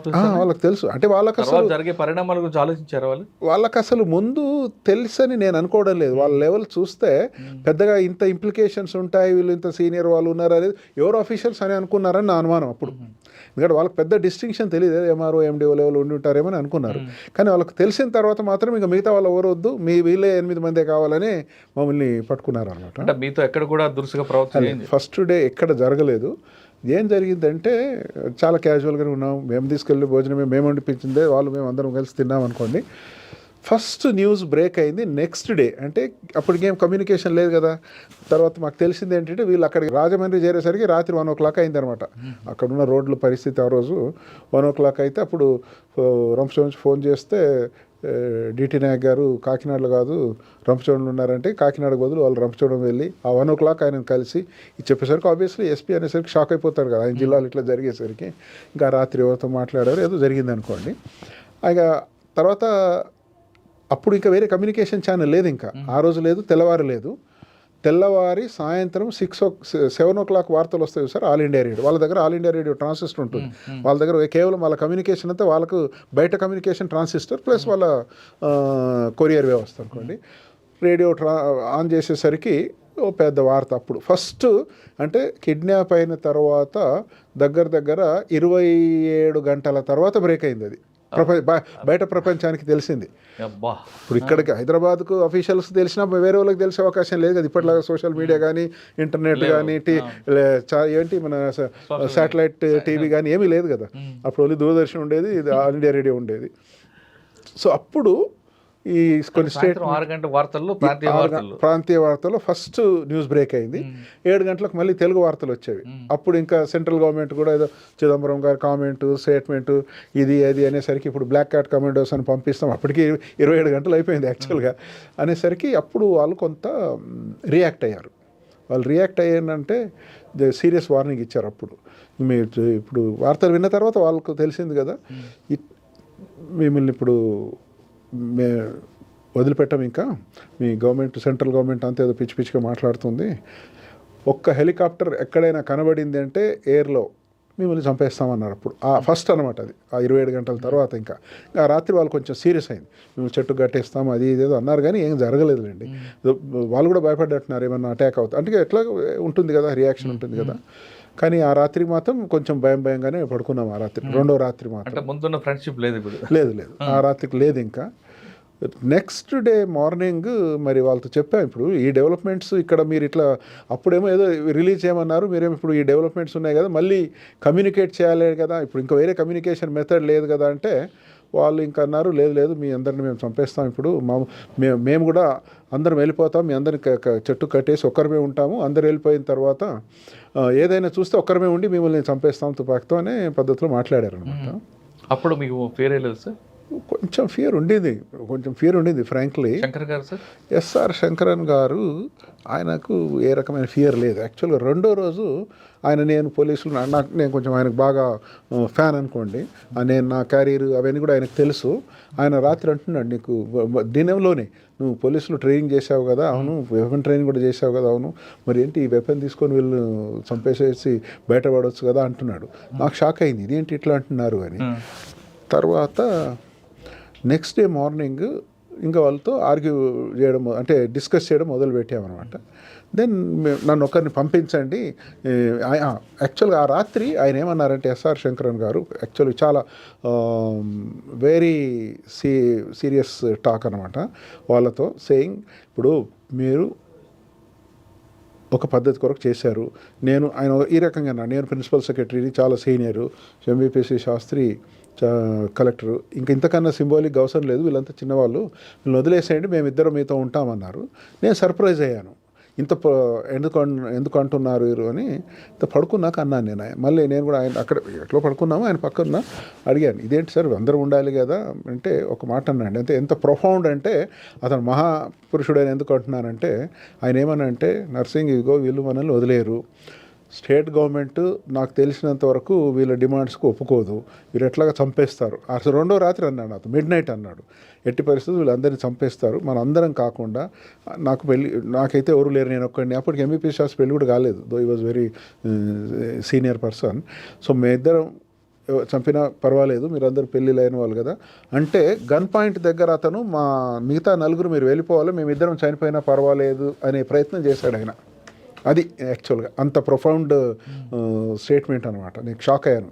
ఇంకా అయినా కూడా మేము వెళ్ళంలేండి, అందరం కలిసే ఉంది అంటే తెలిసాక అర్థమైంది ఎందుకు నువ్వు వెళ్ళమంటున్నావు మమ్మల్ని అని అడిగితే వాళ్ళు ఒప్పుకోలేదు, నక్సల్స్ అయితే ఒప్పుకోలేదు. కానీ లేదు వీళ్ళు చంపేస్తారు, మీరు మాత్రం సేఫ్గా ఉండాలి, మేమిద్దరం చనిపోయినా పర్వాలేదు, ఎన్ని రోజులైనా కానివ్వండి అని దాని కొరకు అన్నారనమాట. అసలు ఇది మామూలుగా లూజ్గా ఎవరమైనా అంటాం నేను దేశం కొరకు రక్తం పరిపిస్తాను ఇదని, గన్ పాయింట్ దగ్గర AK-47 దగ్గర నేను చనిపోయినా పర్లేదు, మీరు మాత్రం సేఫ్ ఉండాలనేది నాకు తెలిసి మామూలు మానవ మాత్రలు అయితే ఎవరు అనలేరండి. అది సార్ వాళ్ళతో డిస్కషన్ జరిగింది కదా, అసలు ప్రభుత్వం ఏం చేస్తుంది, అడవుల్లో ఎలాంటి కార్యక్రమం చేపడుతుంది, గిరిజనుల కోసం ఏం చేస్తున్నారు వాళ్ళు అడగడం, మీరు చెప్పడం అటువంటిది జరిగింది. సెకండ్ డే కిడ్నాప్ అయిన తెల్లవారి చాలా డీటెయిల్గా ఇది ఇక్కడ జరిగింది. బై అండ్ లార్జ్ ఎవరు very happy, by and large ఇది బాగానే ఉంది, అక్కడ వచ్చిన ప్రాబ్లం ఇక్కడ ప్రాబ్లం ఏదో చెప్పడం మొదలు పెట్టారు, వాళ్ళ నోటీస్కి వచ్చినటువంటివి అంతే. చాలా దేవర్ వెరీ హ్యాపీ. అంటే మా గురించి తెలిసిన తర్వాత వాళ్ళు సర్ప్రైజ్ అయ్యారు. కిడ్నాప్ అయినప్పుడు మా గురించి తెలియదు, తెల్లవారి మేము సీనియర్ ఆఫీసర్స్ అని లేకపోతే వీళ్ళందరూ సిన్సియర్గా చేసే వాళ్ళు ఉన్నారు అనేది వాళ్ళకి తెలిసిన తర్వాత షాక్ అయ్యారు వాళ్ళు. ఇంకా కానీ ఐ థింక్ వాళ్ళ పాలసీ ఏమిటో మనకు తెలియదు, కానీ ఇట్ వాస్ టూ లేట్ అనుకుంటాను. సార్ ఆ 8 మందితో పాటు వేరే వారు యాడ్ అయ్యారా, వాళ్ళే ఉన్నారు? వాళ్ళు మాత్రమే ఉన్నారు. కానీ మీ టీంలో ఒక ఆయన కూడా ఆ భావజాలం ఉన్న వ్యక్తి కూడా ఉన్నారు కదండి. ఉన్నారు, కానీ వాళ్ళకి అవంతా తెలియదండి, వాళ్ళకి అసలు అంతగా తెలియదు. వాళ్ళకు ఆ భావజాలం వ్యక్తి కూడా ఆయన కన్విన్స్ చేయలేదు.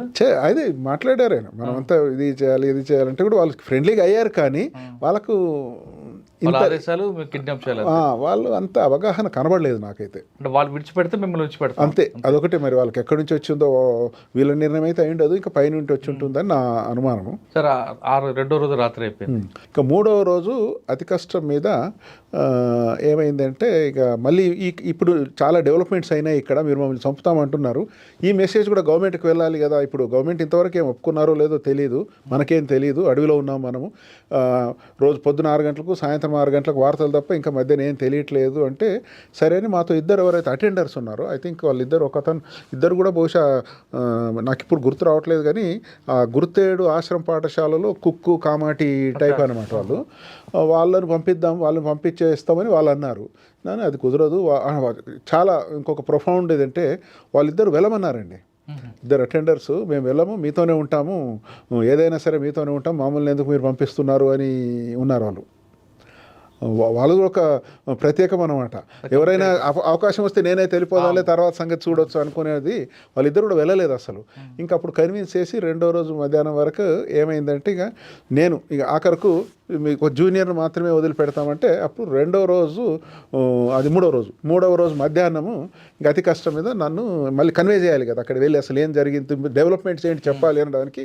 కొంచెం దూరం వచ్చాక అది కళ్ళకు అది గంతలు కట్టేసి వాళ్ళు ఎక్కడో తీసుకొచ్చేసి ఒక దగ్గర వదిలేశారనమాట.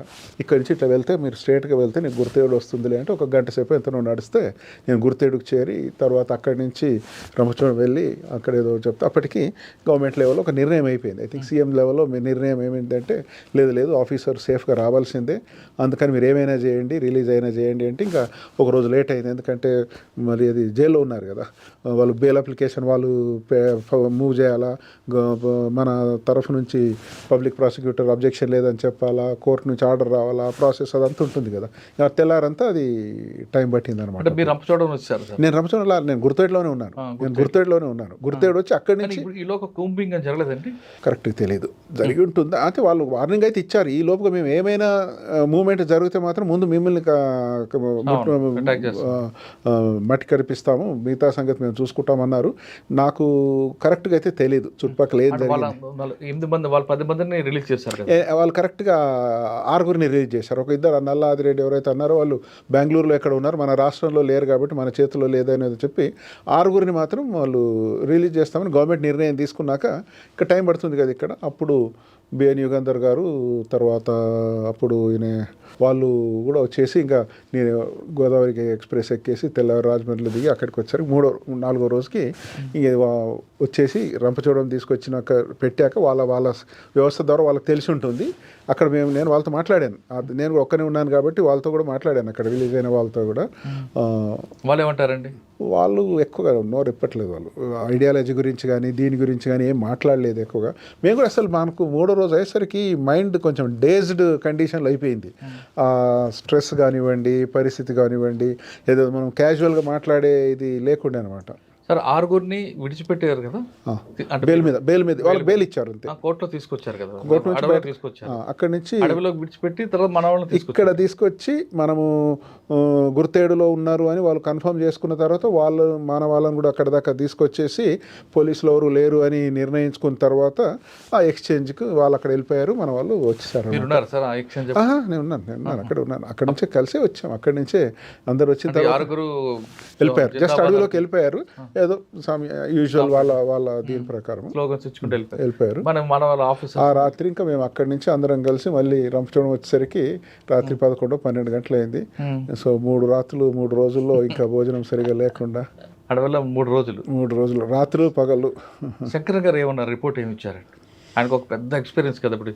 అంటే ఆయన బాగా ఎంబరాస్ అయ్యాడు. ఏంటంటే ఇది గవర్నమెంట్కు ఒక రకంగా మేము ఎంబరాస్ కలిగజేసాం, గవర్నమెంట్కి ఎంబరాస్మెంట్ అయింది కదా. ఇంకా రకరకాల థీరీస్ వచ్చినాయి అనుకోండి అప్పుడు. ఇప్పుడు సెంట్రల్ గవర్నమెంట్కు, స్టేట్ గవర్నమెంట్కు, రాజీవ్ గాంధీ గవర్నమెంట్కు, ఎన్టీ రామారావు గవర్నమెంట్కు ఏదో కొంచెం కోల్డ్ వార్ జరిగేది కదా. సో ఇక్కడ కొంతమంది కావాలని చేశారు, ఆల్ ఇండియా సర్వీస్ ఆఫీసర్స్ అని. ఇంకొకటి లేదు, ఎస్ఆర్ శంకరన్ స్వతహాగా నక్సల్ లాంటి వాడు కాబట్టి ఆయన ఏదో చేశారని. అన్నీ పూర్తిగా శుద్ధ అబద్ధం అనమాట. ఈ గవర్నమెంట్కి సంబంధం లేదు, ఆ గవర్నమెంట్కి సంబంధం లేదు, పొలిటిక్స్ సంబంధం లేదు, ఏది లేదు.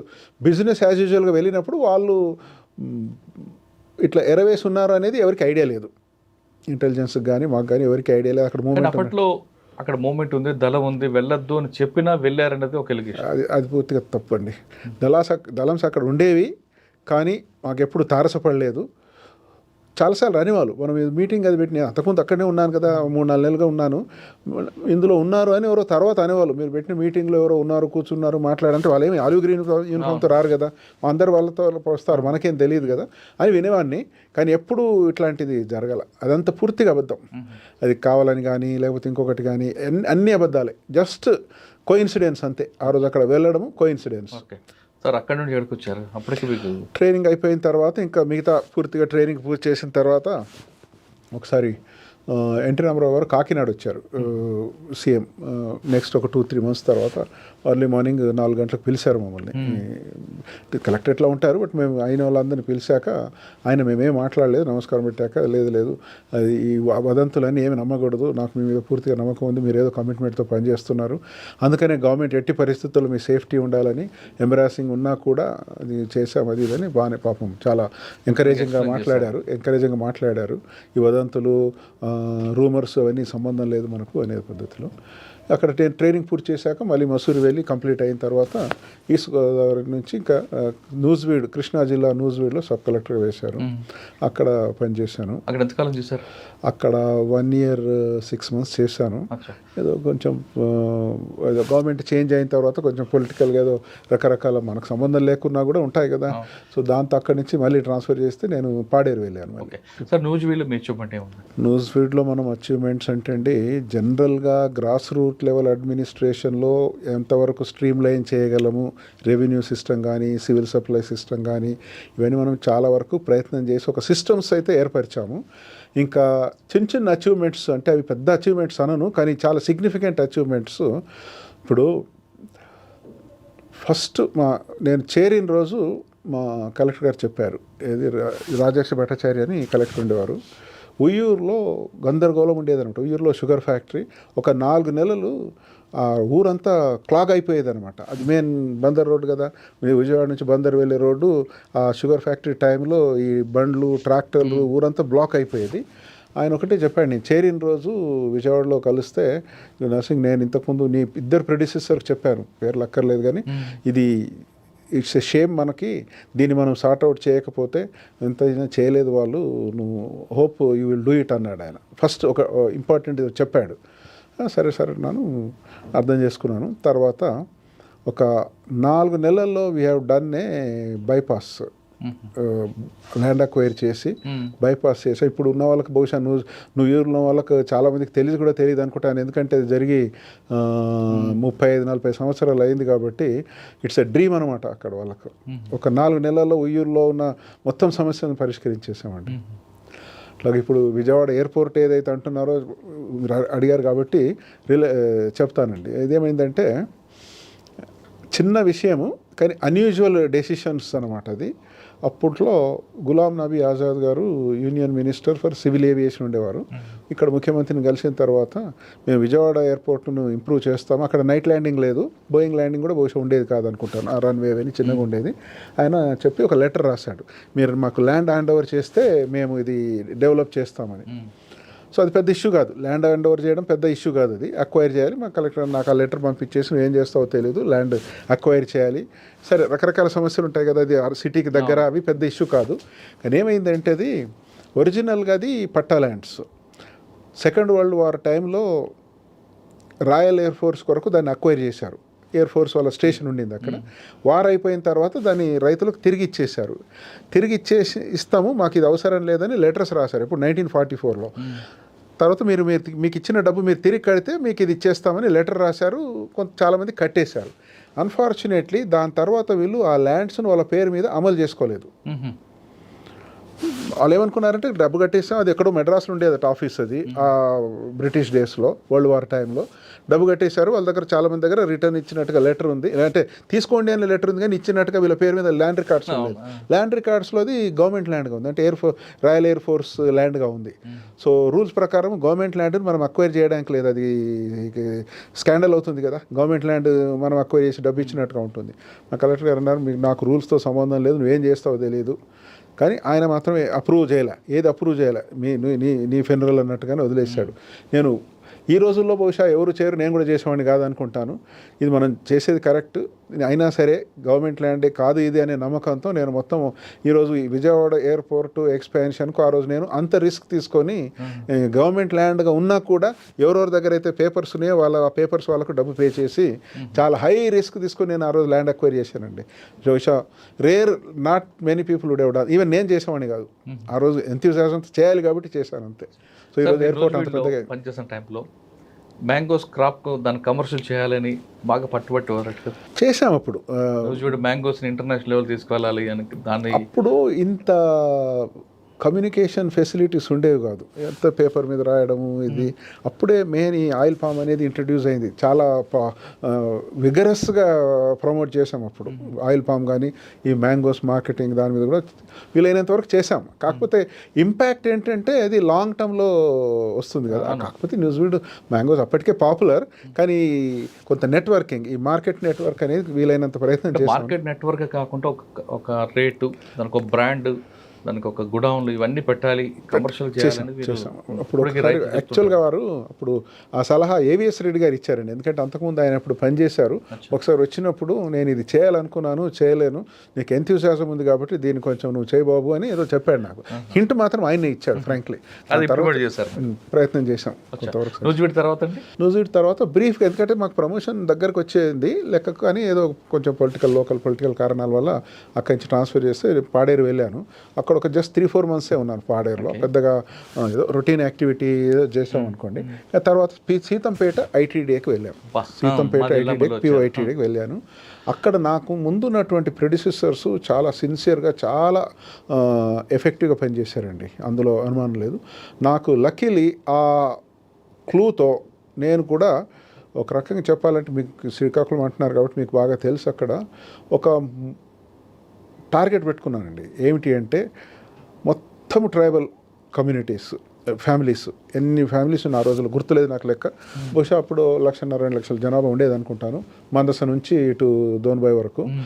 సో అప్పుడు ఈ పోడు ఉండేది కదా, ఈ పోడు ల్యాండ్స్ అన్నీ వేస్ట్గా ఉంటున్నాయి కాబట్టి ఒక్కొక్కరికి కనీసం మనం ఒక హెక్టేర్ అంటే 2.5 ఎకరాల క్యాషు ప్లాంటేషన్ రేస్ చేస్తే ఒక 5 సంవత్సరాల తర్వాత వాళ్ళకు ఆ రోజుల్లో ఉన్న రేట్ల ప్రకారం 5-10 వేలు నెలకు సంవత్సరానికి వస్తుంది, లైఫ్ కంఫర్టబుల్గా ఉంటుంది అనే దాని మీద వాళ్ళు బాగా రెస్పాండ్ అయ్యి, ఈరోజు నేను చెప్తున్నాను ఎందుకంటే ఇది 35 సంవత్సరాల క్రితం కాబట్టి, ఒక్క ట్రైబల్ ఫ్యామిలీని వదలకుండా కూడా ఆ రోజు క్యాష్ ప్లాంటేషన్స్ కేవలం వ్యవసాయానికి పనికి రాకుండా పోడు చేసి వదిలేసిన కొండల గుట్టల్లోనే రేజ్ చేసామండి. క్యాష్ ప్లాంటేషన్ రేజ్ చేసాము. దాని కింద కొత్తగా ఆయిల్ మన దీన్ని ఇంట్రడ్యూస్ చేసాము, ఫ్రూట్ క్రాప్స్, రకరకాల ఫెసిలిటీస్. ఎంతకాలం పనిచేశారండి? నేను ఒక 1.5 year పనిచేశాను. సార్ 1.5 year చేశారు కదా, అక్కడ ఒక దళారు వ్యవస్థ ఉండేది, వాళ్ళే రేటు పెట్టాలి. ఒక అరటి పండుగ కానీ, పనస పండుగ కానీ, చింతపండుగ కానీ. కరెక్ట్. దాన్ని బ్రేక్ చేయడం ఏం చేశారండి? చేశాము, కానీ చాలా ఒకసారి అయితే నేను మొట్టమొదటిసారి అది ఎంత ఎక్స్ప్లాయిటేషన్ జరిగేదంటే, అంతకుముందు ఈ వీక్లీ షాండీ సంత వ్యవస్థ నాకు కూడా పెద్దగా ఐడియాలు ఉండేది, కానీ ఇట్లాంటి ఇది కాదు కదా. సో ఏం చేసేవాళ్ళంటే, ఫస్ట్ వాళ్ళు అమ్ముకోవడానికి వస్తారండి. అరటిపళ్ళు కావచ్చు, గ్రేప్స్ కావచ్చు, లేకపోతే పనసపళ్ళు కావచ్చు, ఈవెన్ చీపుర్లు కావచ్చు, ఏదో రకరకాల ఫారెస్ట్ ప్రొడ్యూస్ తీసుకొస్తే ముఖ్యంగా పైనాపిల్ తీసుకొచ్చేవాళ్ళు. ఎందుకంటే పైనాపిల్ కూడా మేము ఇంట్రడ్యూస్ చేసాం కదా, పైనాపిల్ కానీ రకరకాల పండ్లు తీసుకొస్తే ఏం చేసేవాళ్ళంటే, వాళ్ళు శుక్రవారం పలానా సంత, శనివారం పలానా సంత, సీతంపేట, దోనుబాయి, పార్వతీపురం ఉండేవి కదా. ఈ ట్రేడర్స్ ఉంటారు కదా, వీళ్ళంతా ఇక్కడ ప్లేన్లో రాజాము, పాలకొండ అక్కడి నుంచి వచ్చి ఏం చేస్తారంటే, ఇప్పుడు వస్తాడండి, వచ్చేసి ఇట్లా చాలా ఇర్రెస్పాన్సిబుల్గా, ఇన్హ్యూమన్గా మాట్లాడతాడు వీడిని. ఎందుకంటే ట్రైబల్ కదా పాపం, పొద్దున ఎప్పుడో 5-6 గంటలకు వచ్చేస్తాడు. ఇది అమ్ముకొని మళ్ళీ ఏదైనా ఆయనకి కావాల్సిన, ఇంటికి కావాల్సిన సామాన్లు తీసేసుకొని మళ్ళీ సన్సెట్ లోపుగా వెళ్ళిపోవాలి. ఎందుకంటే వాళ్ళకి ఏలుగు బంట్లు అవన్నీ కొంచెం భయం ఉంటుంది అనమాట. వీడు వచ్చేసి ఏం చేసి ఎంత ఇది అంటాడు, వాడు ఏదో చెప్తాడు. సపోజ్ ఆయన ఆ రోజుల్లో 50 రూపాయలకు అమ్మాలనుకోండి, అతను అంటాడు ఇది 75 రూపాయలు అండి అని అంటాడు ఉదాహరణకి. అంటాడు చాలా అంటే అనాగరికంగా తిడతాడు అనమాట. నీ ముఖం చూసావా, 75 రూపాయలు చూసావా ఇదని, ఇది లేదు అది ఇదని, లేదు 30-40 ఏదో ఒక రేటుకి అడుగుతాడు. అడిగి కాదంటే ఏం చేస్తాడంటే, ఒక ఆ రోజుల్లో ₹2, ₹5 దాని మీద పెట్టి చింతే రేట్ అంటాడు వాడు అని వెళ్ళిపోతాడు. ఇవన్నీ నేను అంటాడు వాడు, ఇతను వెళ్ళిపోతాడు అక్కడి నుంచి. ఆయన ఇవను అనకుండా ₹5, ₹2 అక్కడే అట్లే ఉంటుంది. అది ఉన్నంతకాలం అతను ఇంకోరికి మళ్ళీ బేరం ఆడడానికి లేదు.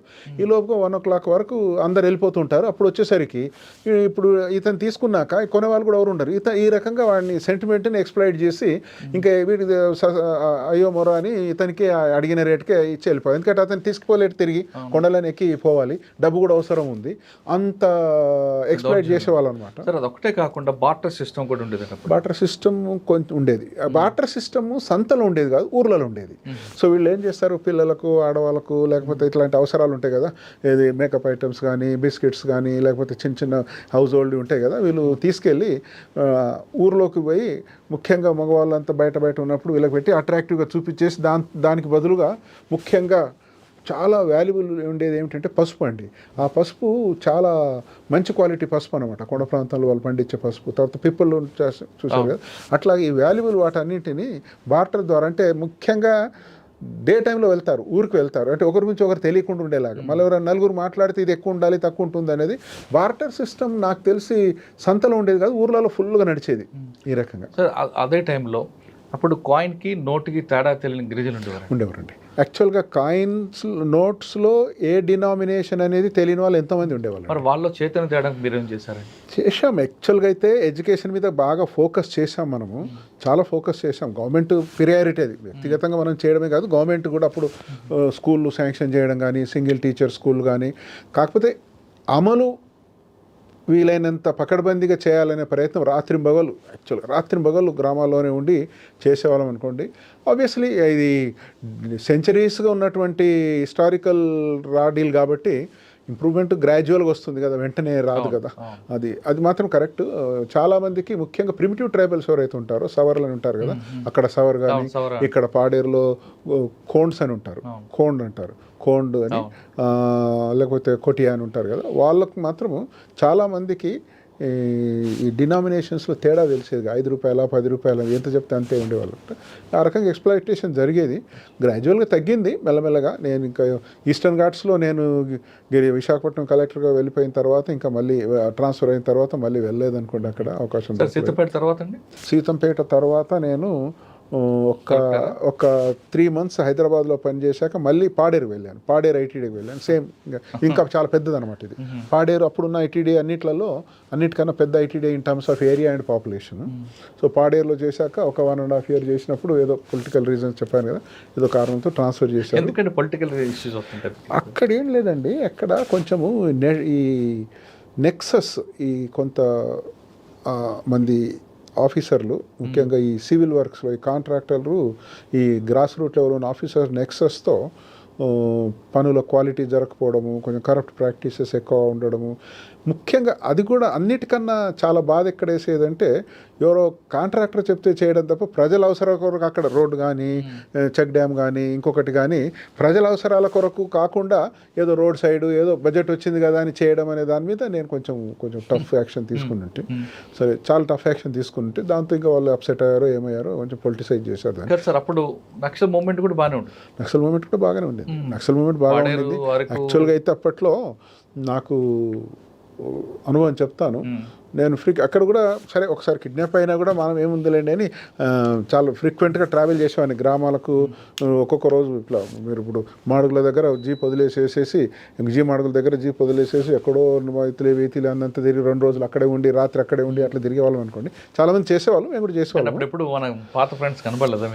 కానీ నాకు ఒకటి ఏమొచ్చిందంటే, అప్పుడు మెల్లగా కొరియర్ ద్వారా నాకు లెటర్స్ పంపించేవాళ్ళు. మీరు ఇష్టం వచ్చినట్టు తిరుగుతున్నారు ఇక్కడ అక్కడ, ఈ ఏరియాలో మాకు ఈ టైంలో మేము ఏదో యాక్షన్ ప్లాన్ చేస్తున్నాం, ఈ పీరియడ్లో మీరు రాకూడదు, అట్లాగా మనకు వచ్చేవి. ఇది అట్లాంటివి వచ్చేవి. అవి కూడా మనం జనరల్గా పోలీసులకు చెప్పి మీరు కూడా జాగ్రత్త ఉండండి బాబు, మీ ప్లాన్ మీరు చేసుకోండి. నాకు కనీసం ఒక 7-8 సార్లు అట్లాంటి కాషన్ అంటే మన మీద లైక్తో అనుకోండి, సేఫ్టీ ముఖ్యమన్నట్టుగానే రాసేవాళ్ళు. పాడేరులోనే. సీతంపేటలో అప్పుడు నక్సల్స్ ఎక్కువగా లేకుండా ఒక అసిస్టెంట్ డైరెక్టర్ కిడ్నాప్ కూడా చేశారు. అప్పుడు చేసి మళ్ళీ తెల్లారి వదిలేశారు అనుకోండి. అది కొంచెం క్యాజువల్గా జరిగింది. ఆ నాగవల్లి సైడ్ ఉంది. బట్ మేమైతే రాత్రి పగలు ఊర్లలో పడుకునేవాళ్ళము. చాలా బాగుంటుంది పాడేరు. ఇంకా పాడేరులో చేసాం, ఏదో ఒక ప్రయత్నం చేసాం. తర్వాత అక్కడి నుంచి ఇది ట్రాన్స్ఫర్ చేస్తే మహబూబ్ నగర్లో జాయింట్ కలెక్టర్గా వేశారు. అక్కడ ఒక 1 year చేశాక అక్కడి నుంచి చిత్తూరు జాయింట్ కలెక్టర్ పనిచేశాను ఒక 1 year. అక్కడి నుంచి గిరిజన్ కార్పొరేషన్లో మళ్ళీ జనరల్ నాకు ఏదో ట్రావెల్ ఏరియా ఇంట్రెస్ట్ ఉందని ఎండి గిరిజన్ కార్పొరేషన్ వేశారు. మళ్ళీ విశాఖపట్నం వచ్చాను 3వసారి. ఓకే సార్, మహబూబ్ నగర్, చిత్తూరు, ఇటు ఆంధ్ర, ఉత్తరాంధ్ర, ఈ 3కి వేరియేషన్ ఏముంటుందండి? 3 వేరియేషన్ అంటే ఉత్తరాంధ్ర ఏంటంటే ముఖ్యంగా మనము అప్పటికీ నేను ఇంకా జిల్లాలో కాకుండా ఓన్లీ ట్రైబల్ ఏరియాలో పనిచేశాను కాబట్టి అక్కడ ఏంటంటే ట్రైబల్ సమస్యలు చాలా పెక్యులియర్ కదా, అవి యునీక్. అది లక్కీలీ ట్రైబల్ ఏరియాలో land is not a major problem. By and large పోడు అనండి, టైటిల్ ఉంది లేదు కానీ ఎంతో కొంత బతుకు తెరుకుంటూ ల్యాండ్స్ ఉంటాయి బాగానే. కానీ కమ్యూనికేషన్ లేక అంటే రోడ్లు, కమ్యూనికేషన్ లేక, తర్వాత మార్కెట్ ఫెసిలిటీస్ సరిగా లేక, తర్వాత వాళ్ళకు ఇన్పుట్స్ సరిగా లేక, ట్రైనింగ్, తర్వాత రిస్క్ టేకింగ్ ఎబిలిటీ లేక, పాత పద్ధతులు ఏదో కొంచెం ప్రయత్నం చేశాం మార్చాలి అనే దాని మీద. ఎంతో కొంత ఇంటెన్సిఫై చేస్తేనే కదా ఈ అగ్రికల్చర్ ఇంటెన్సిఫికేషన్.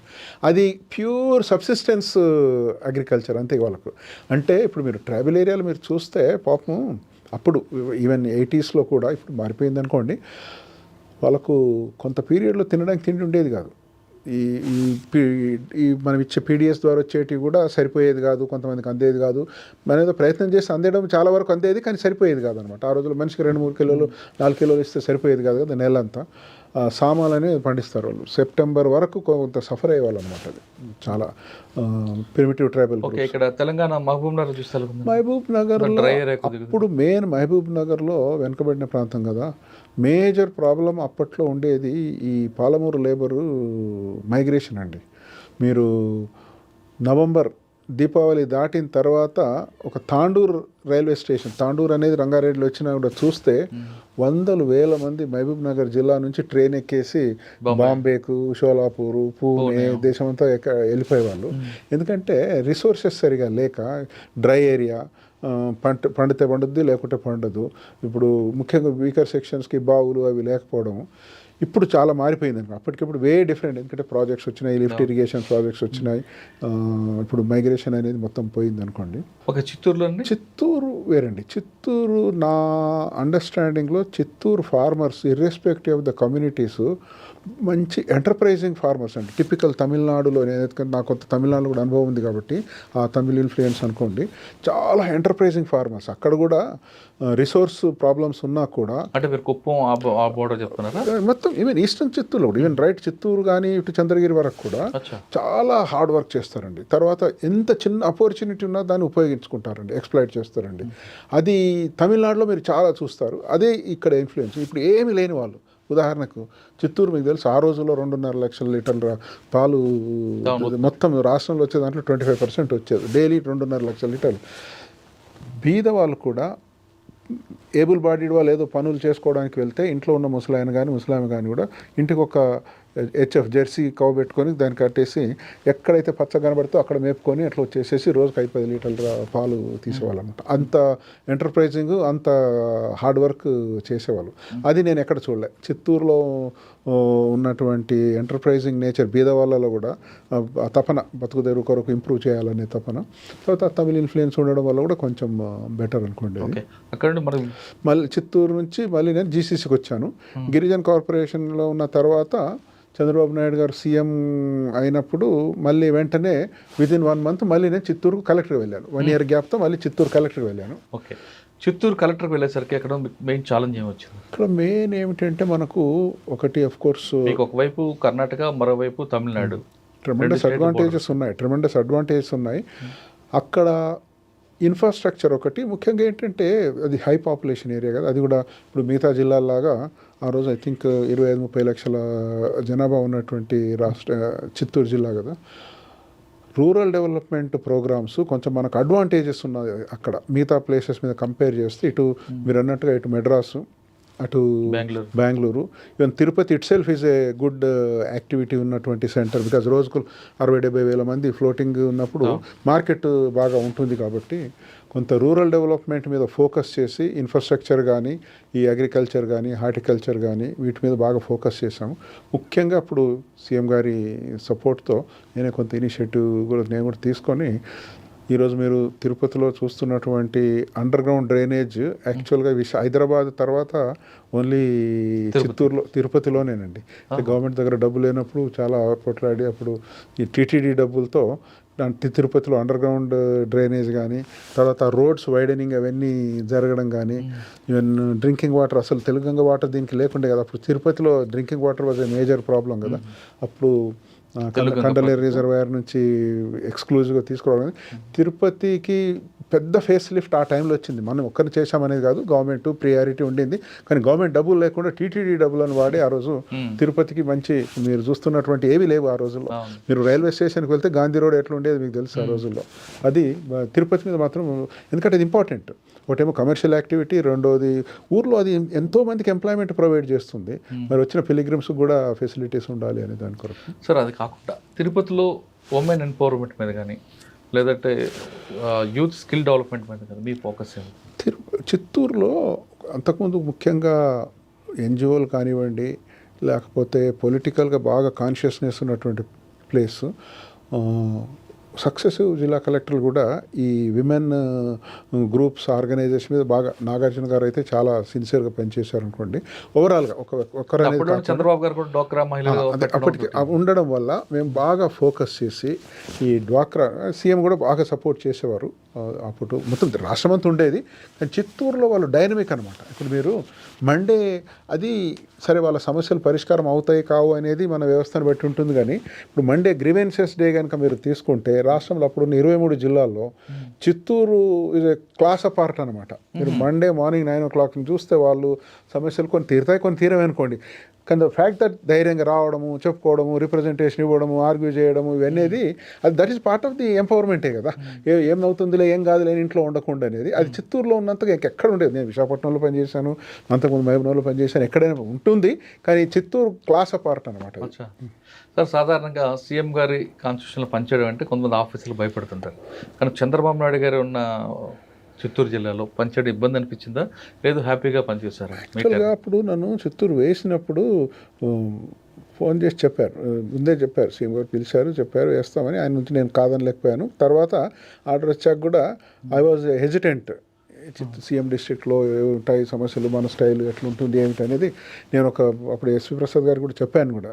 లేదండి ఇంకేదైనా, సీఎం గారితోనే అప్పుడు అన్నాను నేను, చిత్తూరు కాదండి ఇంకేదన్నా ఫలానా ఇంకేదన్నా జిల్లా అంటే లేదు చిత్తూరు అన్నారు. అదే అయ్యాక కూడా నాకు ఎజిటేషన్ ఉండింది. కానీ ఒకటి మాత్రం చెప్పగలను, ఇప్పుడు 30 సంవత్సరాలు అయిందనుకోండి, 30 సంవత్సరాలు 25-30 సంవత్సరాలు అవుతుంది, నాకు ఏ రకమైనటువంటి ఇబ్బంది జరగలేదండి. ఇంటర్ఫియరెన్స్ కానీ దానికి కాగా అడ్వాంటేజ్ ఏమిటంటే, ఎవరన్నా విదిన్ ద జిల్లా అయితే మన చేతిలో ఉండేది. ఎక్కడ కూడా ఎవరిని ఎక్కడ ఆఫీసర్లను ట్రాన్స్ఫర్ చేసినా, లేదా మనము కోరి మంచి ఆఫీసర్లు స్టేట్ లెవెల్లో కావాలంటే కూడా అడగగానే ఇచ్చేసేవారు. మరి ఎందుకో తెలియదు, కానీ ఎప్పుడు కూడా నాకు ఏ రకమైన ఇబ్బంది కాల. అంటే ఆయన ఇన్వాల్వ్మెంట్ అసలు కాలే. ఇన్ఫ్యాక్ట్ ఇప్పుడు కుప్పం కాన్స్టిట్యున్సీలో ఎందుకు సీఎం కాన్స్టిట్యున్సీ అని నేను కావాలని చూద్దాం ఏమైనా సరే అని, డే టు డే మనకు న్యూ సెన్స్ ఉండకూడదని ఆ 4-5 మండలాల్లో చాకు లాంటి కురవాళ్ళని వేసేవాళ్ళనమాట. వాళ్ళు ఎవరు చెప్పినా వినకుండా, అంటే స్ట్రేట్ ఫార్వర్డ్ ఉండేవాళ్ళు అనమాట. ఈ పొలిటిక్స్ కరప్షన్ లేకుండా ఉండేవాళ్ళు. సర్ప్రైజింగ్లీ నేను ఎక్స్పెక్ట్ చేశాను ప్రాబ్లమ్స్ వస్తాయిలే దీంట్లో అని అనుకున్నాను. ఎందుకంటే లోకల్ వాళ్ళు ఏదో కంప్లైంట్ చేస్తారు, అందరికి సీఎం లెవెల్ యాక్సెస్ ఉంటుంది, మండల్ ప్రెసిడెంట్స్, సర్పంచ్లు అంతా. కానీ సీఎం ఎప్పుడు ఎంటర్టైన్ చేయలేదండి. నాకు అసలు నేనున్న 3 సంవత్సరాలు ఏ రకమైనటువంటి సమస్య రాలా. అంటే పొలిటికల్గా మరి అందరూ అనుకునే వాళ్ళు ఏదో సీఎంకు క్లోజ్ అని అదని అనుకున్నారు. ఏమనుకున్నారు, క్లోజ్ ఏముంటుంది, ఆఫీసర్ అంతే అందరిలాగా. మనం కాకపోతే ఆయన నేటివ్ డిస్ట్రిక్ట్ కాబట్టి ఎవ్రీడే ఏదో పని మీద ఒకసారి మాట్లాడేవాడు, ఎవ్రీ మంత్ విజిట్కి వచ్చేవాడు. కానీ నాకు ఏ రకమైనటువంటి ఇబ్బంది జరగల. సాధారణంగా పొలిటీషియన్స్కి ఆ పబ్లిక్ రిప్రజెంటేటివ్ కాబట్టి ప్రెజర్స్ ఉంటాయి, వాళ్ళ డిమాండ్స్ వేరేగా ఉంటాయి. ఆ డిమాండ్స్ అన్ని మీ ఇద్దరు పెట్టేటప్పుడు అది మీరు ఎస్ అంటారా, నో అంటారా, లేదా ఆ ఫ్రేమ్లో అయ్యే విధంగా చూస్తారా, లేదు దీన్ని చేస్తే పార్టీకి నష్టం జరుగుతుంది వాళ్ళకి ఎక్స్ప్లెయిన్ చేస్తారు? అన్నీ ఉంటాయండి. అసలు దీన్ని బట్టి ఎన్నోసార్లు నేను అప్పుడు సీఎం గారు కూడా జిల్లాలో ఉన్న సమస్యలు బట్టి ఇది బాగుంటుంది, ఇది బాగుండదు, నాకున్నది చాలా వరకు కొన్ని ఒప్పుకున్నారు, కొన్ని ఒప్పుకోలేదు. అది మీరు అనుకోండి. ఒకటి ఎందుకు చేయకూడదో కూడా చెప్పాము, ఏం చేస్తే కొన్ని ఎన్నో విషయాలు ఆయనకు అప్పటికి కొన్ని ప్రాంతాల్లో అవగాహన అంతగా లేకున్నప్పుడు కూడా నేను బ్రీఫ్ చేసినప్పుడు ఇది చాలా బాగుందండి, ఇట్లాగే చేద్దాం అనేది కూడా ఎన్నోసార్లు కూడా ఆయన ఎంతూజియాజం కూడా. అంతేగాని ఖచ్చితంగా చేయాల్సిందే అని ఇప్పుడు ట్రాన్స్ఫర్స్ దగ్గర నుండి మరి మన నేచర్ను బట్టో లేకపోతే అందరూ అనుకున్నారో ఏమిటో, కానీ అక్కడ ఏ రకమైన ఇబ్బంది జరగలేదండి. చిత్తూరులో మీ మార్క్ ఏముంటుంది? చెప్పాను కదా, చిత్తూరు తిరుపతి మెయిన్ చేసి మిగతా అంతా చాలా అనుకోండి ఏదో ఇన్ఫ్రాస్ట్రక్చర్ డెవలప్మెంట్ అరేంజ్ చేసాం, కానీ మెయిన్ తిరుపతి డెవలప్మెంట్ కొరకు మాత్రం చాలా ప్రయత్నం చేశాను. చిత్తూరు తర్వాత sir Visakhapatnam. Sir Chittoor to Visakhapatnam, 3వసారి విశాఖపట్నం. ఇక్కడ అంతా పెద్ద పెద్ద రాజకీయ నాయకులు, ఒకవైపు డెవలప్మెంట్, ఒకవైపు వీళ్ళ యొక్క ప్రెజర్, ఇలా తట్టుకున్నారండి. నాకు ఫోకస్ అంతా సిటీ కన్నా రూరల్ ఏరియాలో, ట్రైబల్ ఏరియాలో ఉండేది. ఎందుకంటే సిటీ బేసికలీ ఏదో డే టు డే కొన్ని ఇష్యూస్ తప్ప చాలా వరకు మున్సిపల్ కార్పొరేషను తర్వాత కూడా వాళ్ళు చూసుకునే వ్యవహారం ఉంటుంది. ఓవరాల్గా మనకు రెస్పాన్సిబిలిటీ ఉన్నా కూడా నేను ఎక్కువగా ఈ సిటీ వ్యవహారాలు ఎక్కువగా పట్టించుకునేవాడు కావాలని. ఎందుకంటే ఒకసారి అది పట్టించుకుంటే అందులోనే చిన్న చిన్న విషయాలలోకి అందులోకి లాగబడిపోతామని నేను రూరల్ ఏరియా చాలా వరకు మొత్తం రూరల్ ఏరియా మీద, ముఖ్యంగా ట్రైబల్ ఏరియా మీద ఫోకస్ చేసేవాడిని. సో గవర్నమెంట్ ప్రోగ్రామ్స్ సిన్సియర్గా ఇంప్లిమెంట్ అయ్యేలాగా, వీలైనంత ఎఫెక్టివ్గా ఇంప్లిమెంట్ అయ్యేలాగా కొంచెం స్పెషల్. ఎందుకంటే నాకు పాడేరు పట్ల బాగానే అవగాహన ఉండేది, ఆల్రెడీ పనిచేశాను ఒకటి, తర్వాత మనకు అక్కడ సమస్యలు కూడా తెలుసు కాబట్టి ఎంతో ఇప్పుడు ఇంకా కలెక్టర్ ఉన్నప్పుడు ఇంకా కొంత అడ్వాంటేజెస్ ఉంటున్నాయి కాబట్టి దాంతో నేను ఎక్కువగా ట్రైబల్ ఏరియా మీద, రూరల్ ఏరియా మీద ఫోకస్ చేశాను. అప్పుడు అంటే మీరు పాడేరులో చేశారు, రెండోసారి వచ్చారు కాబట్టి అదే ఛాలెంజ్ ఉందండి, ఇంకా మరి కొత్త ఛాలెంజ్ వచ్చారు? కొంత మారింది, అంటే మారలేదు, అదే కంటిన్యూషన్ అనుకోండి. అదే ఇప్పుడు హెల్త్ ఇష్యూస్ కానీ, ఎడ్యుకేషన్ కానీ, ముఖ్యంగా ఈ livelihood issues by and large అదే. కాకపోతే ఆ పీరియడ్లో నా 4-5 సంవత్సరాల్లో కొంత ఇన్ఫ్రాస్ట్రక్చర్ ఇంప్రూవ్మెంట్ వచ్చింది. ఎందుకంటే అప్పుడు ఈ ఎంప్లాయ్మెంట్ అష్యూరెన్స్ స్కీమ్ అది ఇది అనేది వచ్చిన తర్వాత కొంత ఇన్ఫ్రాస్ట్రక్చర్ ఇంప్రూవ్ అయింది. బట్ బై అండ్ లార్జ్ సమస్యలు సేమ్ సమస్యలే. సార్ ఇప్పుడు వైజాగ్ నుండి తీసుకుంటే అనకాపల్లి, పాడేరు, నర్సీపట్నం ఆ రోడ్ ఎందుకంటే ఇప్పటికీ డెవలప్ అవుతుందండి? టూరిస్ట్గా డెవలప్మెంట్ మంచి ఏరియా ఉన్న ప్రొటెక్షన్ ఏరియా కదా. కరెక్ట్, ఇది అగ్రీ. యాక్చువల్గా ముఖ్యంగా మనము అనకాపల్లి కాకుండా వైజాగ్ నుంచి అంటే సభవరం నుంచి ఇట్లా విమాడుగుల మీదుగా వెళ్తాము. Of course is now I have never been there in the last 25-30 years. But yes I agree. యాక్చువల్గా అదొక ఏరియా ఐ థింక్ తర్వాత బాగానే స్కోప్ బాగానే ఎక్స్ప్లాయిట్ చేసినట్టుగా విన్నాను నేను. ఇది చింతపల్లి నుండి మీ సీలేరు వరకు కానీ, చింతపల్లి అరకు వరకు, ఇన్ఫ్యాక్ట్ అనంతగిరి నుండి సీలేరు వరకు కంటిన్యూస్గా ట్రైబల్ ఏరియా. జిల్లా లెవెల్లో పనిచేసే వాళ్ళకి state policies, state infrastructure support ఉంటే తప్ప టూరిజం మీద లిమిటేషన్స్ ఉంటాయి జిల్లా లెవెల్. ఎందుకంటే మీకు రిసోర్సెస్ ఉండవు కదా. ఇన్ఫ్రాస్ట్రక్చర్ డెవలప్ కావాలన్నా, లేకపోతే మార్కెటింగ్ అన్నా, నెట్వర్క్ అన్నా, ప్రమోషన్ అవన్నీ ఎక్కువగా స్టేట్ లెవెల్లో చేయాల్సి వస్తుంది. ఈ ప్రాజెక్ట్స్ ఇంప్లిమెంట్ చేయడం జిల్లా లెవెల్ వరకు చేయడం, కానీ అది ఓవరాల్గా స్టేట్ లెవెల్లో జరగాలి ఈ టూరిజం ప్రమోషన్ అనేది. ఎందుకంటే పాలసీస్ కదా. తర్వాత నెట్వర్క్ ఏర్పడాలా, దేశమంతా నెట్వర్క్ ఏర్పడాలా, అడ్వర్టైజ్మెంట్స్ కానీ ఇంకోటి కానీ, అది జరగాల్సినంత అయితే జరగలేదు. There is no doubt about. కానీ ఎక్కువ మీరు పాడేరులో ఉండకుండా విశాఖపట్నంలో ఉండేవారా, పాడేరులో ఉండేవారా? ఇప్పుడు కలెక్టర్ కదా, నేను ఒకటైతే చెప్పగలను, వేరే ఇంతకుముందు పనిచేసిన వాళ్ళ మీద ఏమి రిఫ్లెక్షన్ కాదు, కానీ నేను విశాఖపట్నంలో పనిచేసినప్పుడు నంబర్ ఆఫ్ విజిట్స్ నేను పాడేరులో చేసినంతగా బహుశా అంతకుముందు ఎవరు చేసి ఉంటారని నేను అనుకుంటాను. పర్ ఇయర్ కానీ తీసుకుంటే ఆర్ పర్ మంత్ కానీ పర్ ఇయర్ కానీ విజిట్ చేయడానికి దాదాపు 4 hours పడుతుంది. నేను వెళ్ళినప్పుడల్లా 2 రోజులు అక్కడే ఉండేవాడిని. వెళ్ళినప్పుడల్లా 2 రోజులు అనిపించలేదు సార్ ఈ రోడ్ ఎప్పటికైనా బాగు చేయాలని? అనిపించేది, కానీ మనకు అప్పుడు చేతులు ఉండేది కాదు, అంతగా రిసోర్సెస్ ఉండేవి కాదు. చాలా భయంకరంగా ఉంటుంది. ఇప్పుడు ఇంప్రూవ్ అయింటుంది రేటు, బాగా అయింటుంది. ఇప్పుడు అలాగే ఉందండి. అవునా? నేను అంతగా అంటే అప్పుడు ఎంత కొంచెం మారింది అంతే. నేను 99 అక్టోబర్లో విశాఖపట్నం మొదలుపెట్టిన తర్వాత మళ్ళీ వెళ్ళడం కుదరలేదు. పాడేరు కానీ వెళ్ళాలని ఉంది, సీతంపేట అని ఒకసారి. ఇప్పుడు రిటైర్ అయిన ఫ్రీ లైన్స్ వచ్చాయి కాబట్టి మీకు పాడేరు, అరకు అదొక లైన్స్ పడిందండి. ఓకే, అంటే ఇప్పుడు నేషనల్ హైవే నుంచి కనెక్ట్ అయింది ఇక్కడ జగ్గైపేట దగ్గర, అదొక కొత్తగా వచ్చింది గ్రీన్ ఫీల్డ్ అని. కానీ మీరు చెప్తాను మన నర్సీపట్నం ఆ రోడ్డుదే. సార్ 4th టైం మీరు విశాఖపట్నం వెళ్ళారు కదా కలెక్టర్గా వెళ్ళినప్పుడు, ఇంకా మూవ్మెంట్ పెరిగింది అప్పుడు ఏఓబీలో. ఇప్పుడు బాకూరు వెంకటరమణ అలియాస్ గణేష్ అని దళాలు చాలా తిరిగి, వాళ్ళు ఎవరైనా ఎదురుపడ్డారా? నాకు అక్కడ కూడా కొన్ని లెటర్స్ వచ్చేవి, కానీ కాషన్గా వచ్చేవి, వార్నింగ్ కాదు, కాషన్గా ఈ జాగ్రత్తలు తీసుకోండి, ఆ జాగ్రత్త తీసుకోండి. మరి ఎందుకో నా బహుశా పాత కనెక్షన్ కొంతమందితో ఉండిందో ఏంటో లెటర్స్ అయితే వచ్చేవి, రెడ్ లెటర్స్ వచ్చేవి, కొరియర్ ద్వారా డెలివరీ అయ్యేవి. సార్ ముంచుపుట్టిగా ఒకవైపు తీసుకుంటే ముంచుపుట్టిగా ఆంధ్ర, తర్వాత మన బలిమెల్ తీసుకుంటే ఒరిస్సా, అక్కడ డెవలప్మెంట్ మీరు ఏం చూసారు? ఇన్ఫ్రాస్ట్రక్చర్ డెవలప్మెంట్ ప్రయత్నం చేశానండి. బహుశా నేను ఒకటి చెప్పగలను, నేను పిఓఐటీడీ ఉన్నప్పుడు కూడా, కలెక్టర్ కానీ పిఓఐటీడీ ఉన్నప్పుడు కానీ, విలేజెస్లో రాత్రిపూట పడుకున్న పిఓల్లో బహుశా నేను వన్ ఆఫ్ ద రేర్ అనమాట. కలెక్టర్ కూడా నేను అన్ని విజిట్స్ చేశానంటున్నాను కదా, పిఓఐటీడీగా కూడా ఊర్లలో నేను రాత్రి అక్కడే పడుకున్నానండి.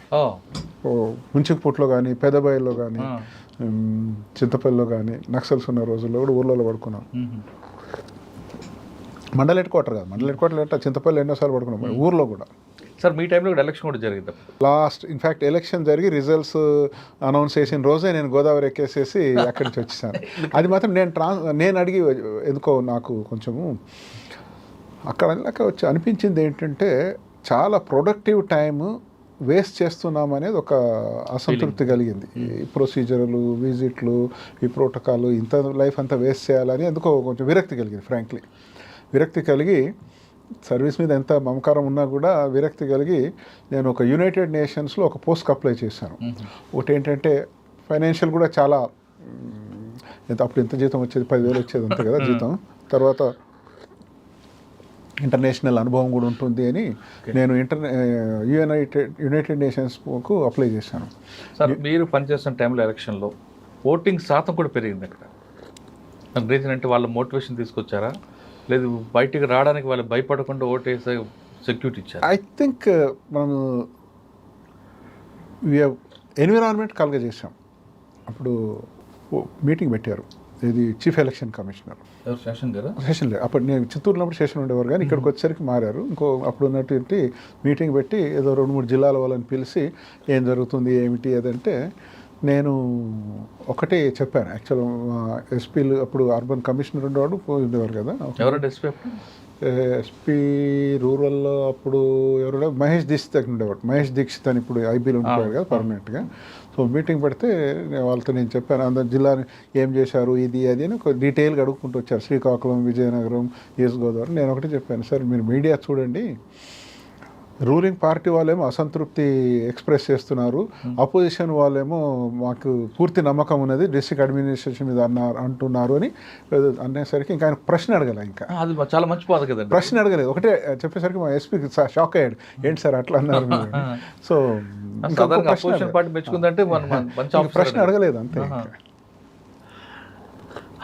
అదొకటే కాకుండా సార్, ఇళ్లల్లో కొండల్లో ఉన్న వాళ్ళు పాడేరు కానీ, ముంచుపుట్టుకు కానీ, లేదా చింతపల్లి వచ్చి ఓటు వేయాలి అనే మోటివేషన్ తీసుకొచ్చారు వాళ్ళు. అంటే ఓటు మన హక్కు అనేది వాళ్ళకి జనరల్గా చేసే కార్యక్రమం అనుకోండి. కాకపోతే మనకేంటంటే కొంత మిగతా వాళ్ళ మీద, మన ప్రిడిసిసర్స్ మీద ఉన్న దానికన్నా నాకు ఒక అడ్వాంటేజ్ ఏముండిందంటే పాడేరు పట్ల అవగాహన ఉండింది. మనకు ఒక ఉదాహరణ చెప్తాను నేను మీకు. అంతకుముందే సారీ అప్పుడు ఎలక్షన్ విదిన్ 1 year వచ్చింది కదా, 98లో జరగగానే వాళ్ళ 99లో వచ్చింది కదా. 98లో జరిగినప్పుడు లోతుగడ్డ దగ్గర 4-5 సివిలియన్ ట్రైబల్స్, 2-3 కానిస్టేబుల్స్ బ్లాస్ట్లో చనిపోయారండి. చాలా ఉదయ విదారకమైనటువంటి ఇది అనమాట. నేను ఎలక్షన్ అప్పుడు సరే ఏమేమి చర్యలు తీసుకోవాలో అవన్నీ తీసుకున్నాక ఒకటే చెప్పానండి, ఎట్టి పరిస్థితుల్లో ఒక లాస్ ఆఫ్ లైఫ్ ఉండకూడదు. సివిలియన్ కానీ, పోలీస్ కానీ, నక్సల్ ఉండని, నక్సల్ లేకపోని, ఏదైనా సరే ఏమి ప్రాబ్లం లేదు. రీపోల్ అవుతే అన్నీ అయిపోయాక జాగ్రత్తగా అయినా పెడితే నాకు దాని పట్ల క్లారిటీ ఉండింది ఏం చేయాలా. రీపోల్ అంటే ఏదో భయపడవు, రీపోల్ కావాలని పెట్టినా మనకు అభ్యంతరం లేదు, ఎందుకంటే ఆ రోజు అందరి రిసోర్సెస్ అన్నీ ఉంటాయి అనేది. ఏ రకమైనటువంటి అంటువర్డ్ జరగకుండా నక్సల్ ఏరియాలో స్మూత్గా జరిగిందండి. 98లో మీరు రిపోర్ట్ తీయండి, 9 మంది చనిపోయారు, కానిస్టేబుల్స్, సివిలియన్, ట్రైబల్స్ బ్లాస్ట్ చేశారు. సార్ విశాఖపట్నం నుంచి రాత్రి గోదావరి ఎక్కాను సాయంత్రం 6 గంటలకి. అప్పటికే నాకు జాబ్ వచ్చింది యునైటెడ్ నేషన్స్లో. న్యూయార్క్ నుంచి ఇంటర్వ్యూ చేశారు టెలిఫోన్లో. సో మరి ఇక్కడ గవర్నమెంట్ రిలీజ్ చేసింది. నేను అప్పుడు ఇక ఎలక్షన్ ఉంది కాబట్టి ఆప్చారు. సరే అని నేను యాక్చువల్గా రిజైన్ చేద్దామని, ఎందుకంటే యునైటెడ్ నేషన్స్లో జాబ్ వచ్చింది, ఖుషిగా ఉంటుంది, శాలరీ, ఇంటర్నేషనల్ జాబ్ అని చేసి రిజిగ్నేషన్లే పంపించాను నేను. యాక్చువల్గా అయితే పంపిస్తే అప్పుడు చీఫ్ సెక్రటరీ గారు ఎందుకో కొంచెం నా మీద బాగా అభిమానం ఉండేది, ఆనందరావు గారు. ఫైల్ వచ్చినప్పుడు ఫోన్ చేసి ఇదేంటి పిచ్చి పని చేసామన్నారు.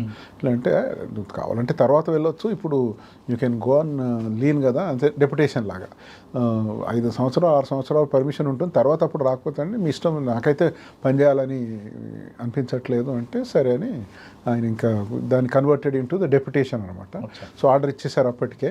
ఎలక్షన్ రిజల్ట్, ఎందుకంటే ఎలక్షన్ కమిషన్ రిలీవ్ చేయదు కదా, డిక్లేర్ చేసేసి అదే రోజు సాయంత్రం గోదావరి ఎక్కేసాను. ఓకే సార్, గోదావరి ఎక్స్ప్రెస్ ఎక్క ముందు మీ పర్సనల్ ఏం చెప్తారు? మేడం, పిల్లలు? మాకు ఒక అబ్బాయి. పెళ్ళి ఎక్కడ సార్? చిత్తూరులో ఉన్నప్పుడు అయిందా, వైజాగ్లో ఉన్నప్పుడు? నేను ఫారెస్ట్ సర్వీస్ ఉన్నప్పుడు అయింది. 85లో. అబ్బాయి పుట్టాడు 91లో. ఇంక మేము ఎక్కడుంటే అక్కడే చదువుకున్నాడు. మై వైఫ్ ఆల్సో, వాళ్ళ పేరెంట్స్ కూడా మెదక్ జిల్లానే, మాకు ఒక 60-70 కిలోమీటర్ల దూరంలో. తను హౌస్ మేకరే, హోమ్ మేకరే. అబ్బాయి ఇంజనీరింగ్ చదివాడు బిట్స్ పిలానీలో. తర్వాత యుఎస్లో మాస్టర్స్ చేశాడు. మళ్ళీ ఒక ఫిన్టెక్లో జాబ్ చేశాక మళ్ళీ బిజినెస్ స్కూల్కి వెళ్ళాడు. బిజినెస్ స్కూల్లో MBA చేశాడు. ఇప్పుడు ఏదో టెక్నాలజీ స్ట్రాటజీ కన్సల్టెంట్గా అక్కడే పనిచేస్తున్నాడు. సార్ మీరు ఫారెస్ట్ డిపార్ట్మెంట్ పెళ్లి చేసుకున్న తర్వాత ఇక్కడ రంపచోడవరం కిడ్నాప్ అవగానే మేడం ఎందుకు ఈ ఉద్యోగం వెళ్దాం అనలేదా? మీ మదర్ ఏమన్నారు అప్పుడు? మదర్ గెట్ చేసింది అనమాట. ఆ రోజు ఏం గమ్మత్ ఏంటంటే అప్పుడు మేము అప్పుడు అక్కడ ఉన్నప్పుడు మాత్రం మా మదర్, ఎందుకంటే మేము ట్రైనింగ్ అప్పుడు కంఫర్ట్ ఉండేది కాదు కాబట్టి జిల్లా కాకినాడలో ఉన్నప్పుడు మా మదర్ మాతో ఉండేది. మా రంపచోడవరం వెళ్ళినప్పుడు మా మదర్ను ఊరికి పంపించాము. ఆ పర్టికులర్ టైంలో మేము కిడ్నాప్ అయిన టైంలో అక్కడే మారేడుమిల్లో ఆ కొండ మీద ఫారెస్ట్ గెస్ట్ హౌస్ ఉంటుంది, అందులో ఉండేవాళ్ళము. పొద్దున వెళ్ళిపోయాను కాబట్టి my wife was alone there when we are kidnapped, but she had no idea. ఎందుకంటే ఇంకా ప్రపంచంగా ఏం తెలియలేదు కదా. 2 రోజుల వరకు తనకు తెలియలేదు యాక్చువల్గా జరిగినప్పుడు. మేము రిలీజ్ అయిన రోజే మళ్ళీ తెలిసింది అంతే. కాకపోతే మేము పంపించినప్పుడు ఎవరైతే వెళ్ళిపోయారో వాళ్ళకి ఒకటి చెప్పాను, లేదు సార్ ఈరోజు రావట్లేదు, క్యాంప్ అక్కడే ఉంటున్నారు, ఈ 2 రోజులు పట్టొచ్చు అని. ఎందుకంటే మళ్ళీ పరేషాన్ అవుతారు కదా అని. అంతే తప్ప ఇంకా విడుదల రెండు ఒకసారి తెలిసి అంతే ఏమనలేదా?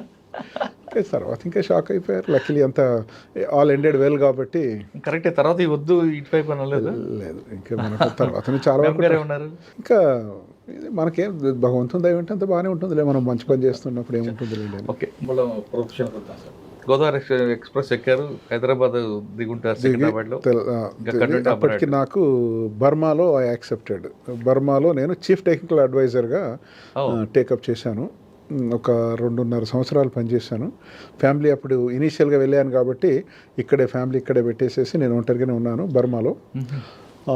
అప్పుడు మిలిటరీ జుంతా ఉండేది కాబట్టి శాంక్షన్స్ ఉండేవి యునైటెడ్ నేషన్స్. అయితే గవర్నమెంట్తో కాకుండా కేవలం గవర్నమెంట్తో అప్రూవల్స్ అవి తీసుకోవడమే తప్ప యాక్టివిటీ యునైటెడ్ నేషన్స్ ఈ human development programmes, community development programmes government budget ద్వారా గవర్నమెంట్కి డబ్బులు ఇవ్వడం కాకుండా మనమే స్వతహాగా ఇంప్లిమెంట్ చేయడం అనమాట. సో ఆల్మోస్ట్ ఒక రకంగా చెప్పాలంటే అక్కడ టెక్స్ట్ బుక్ ప్రెసిషన్ లాగా అనమాట. ఇక పాలిటిక్స్ లేవు, ఇన్కన్వీనియన్స్ లేదు, ఏదంటే అది మనం ఏ రకంగా చేయాలంటే. ఆ రోజుల్లో HIV AIDS ఒక పెద్ద సమస్య ఉండేది. ప్లస్ ఇంకా ఇక్కడ బీదరికం ఉండేది కదా ఇంటీరియర్ ప్లేసెస్లో. ట్రైబల్ ఏరియా అగైన్ అదంతా ట్రైబల్ ఏరియా అనమాట. నేను పనిచేసింది అంతా ట్రైబల్ ఏరియా. బర్మాలో 7 డివిజన్స్ అంటారు, ఈ బర్మీస్ ఉండేది. మిగతా 7 రాష్ట్రాలంతా ఈ ట్రైబల్స్ అనమాట. చిన్ను, రకరకాయను, షాను, కుషాన్ అంటారు కదా. సో నేను కచిన్ ఒక 2-3 స్టేట్స్ చూసేవాడిని. సో చాలా సాటిస్ఫాక్షన్ అంటే చిన్న లెవెల్. ఇప్పుడు మన గవర్నమెంట్ లెవెల్లో చూస్తే అది ఓన్లీ యునైటెడ్ నేషన్స్ అంటే బహుశా సంవత్సరానికి $4-5 మిలియన్ బడ్జెట్ ఉండేది. బడ్జెట్ కన్నా ఎక్కువగా వాళ్ళకు ఎంతూసియాజం బాగా ఉండేదన్నమాట. Community development, community feeling, community organisation. ఇప్పుడు ఒక స్కూల్ కట్టుకోవాలి లేకపోతే టీచర్కి మనం సపోర్ట్ చేయాలంటే అందరూ ఒక రాత్రి మన వాళ్ళు చెప్పారంటే అంత ఇంట్రెస్ట్ చూపించేవాళ్ళు అనమాట. ఒక 2.5 సంవత్సరాలు అక్కడ పనిచేశాను నేను. 2 ఇయర్స్ పనిచేసిన తర్వాత 2.5 ఇయర్స్ పనిచేశాక ఫ్యామిలీ ఇక్కడ ఉన్నారు అనే దాని కొరకు నేను వెళ్తానంటే న్యూయార్క్ ఆఫీస్ వాళ్ళు లేదు నువ్వు duty station, family duty station అంటున్నావు కాబట్టి నీకు వెళ్ళకూడదని రిక్వెస్ట్ చేశారు మన బాస్లు ఎవరైతే ఉన్నారో. అయితే Asia Pacific regional office Kuala Lumpur కానీ లేకపోతే న్యూయార్క్ కానీ రమ్మని రిక్వెస్ట్ చేశారు. సరే ఇట్లాగూ మనం యూఎన్లో ఉన్నాం కదా అనేసి ఇంక న్యూయార్క్ ఎందుకు లేండి అని నేను ఏషియా పసిఫిక్ రీజనల్ ఆఫీస్ కౌలాలంపూర్కి వెళ్ళాను. ఫ్యామిలీ కూడా అప్పుడు జాయిన్ అయ్యారు. అక్కడ నేను ఇక్కడనేమో కంట్రీ ఆఫీస్ అనమాట. ఈ కంట్రీ ఆఫీస్ కాకుండా అక్కడ ఏంటంటే regional office. United nations provide చేసే టెక్నికల్, ఫైనాన్షియల్ సపోర్ట్ అన్నీ లార్జ్లీ గవర్నమెంట్స్ ద్వారానే జరుగుతాయి. మనం ఓన్లీ వాళ్ళకి సలహాలు ఇవ్వడము, మానిటర్ చేయడం వరకే మన బాధ్యత అనమాట. ప్రాజెక్ట్ అప్రూవ్ చేయడము, సలహాలు ఇవ్వడము, ఫ్రీక్వెంట్గా వెళ్ళడము. నేను బంగ్లాదేశ్, నేపాల్, భూటాన్, మాల్దీవ్స్ 4 కంట్రీస్ చూసేవాడిని.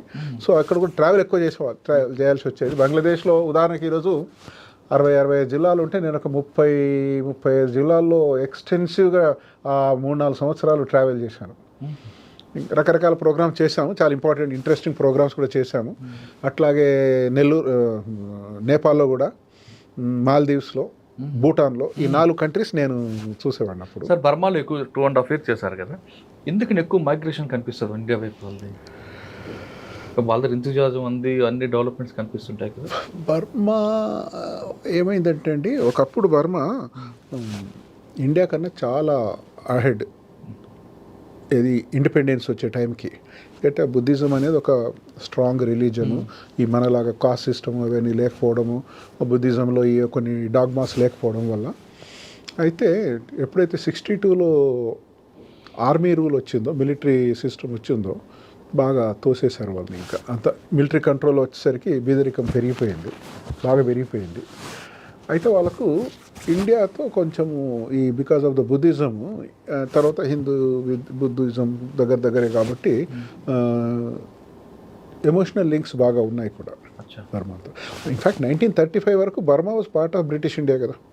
అక్కడ ఓన్లీ ఒక లెఫ్టినెంట్ గవర్నర్ ఉండేవాడు అంతే. ఇప్పుడు మెడ్రాస్లో ఎట్లయితే లెఫ్టినెంట్ గవర్నర్ ఉండేవాడో అంతా కల్కటా కిందనే ఉండేది, ఇండియా కిందనే ఉండేది అప్పుడు. ఓన్లీ 1935లోనే బర్మాకు సపరేట్ కంట్రీ అయింది. అప్పటి వరకు బ్రిటిష్ ఇండియాలోని ఇండియన్ సివిల్ సర్వీసే, Indian police, Indian civil service నడిచేది.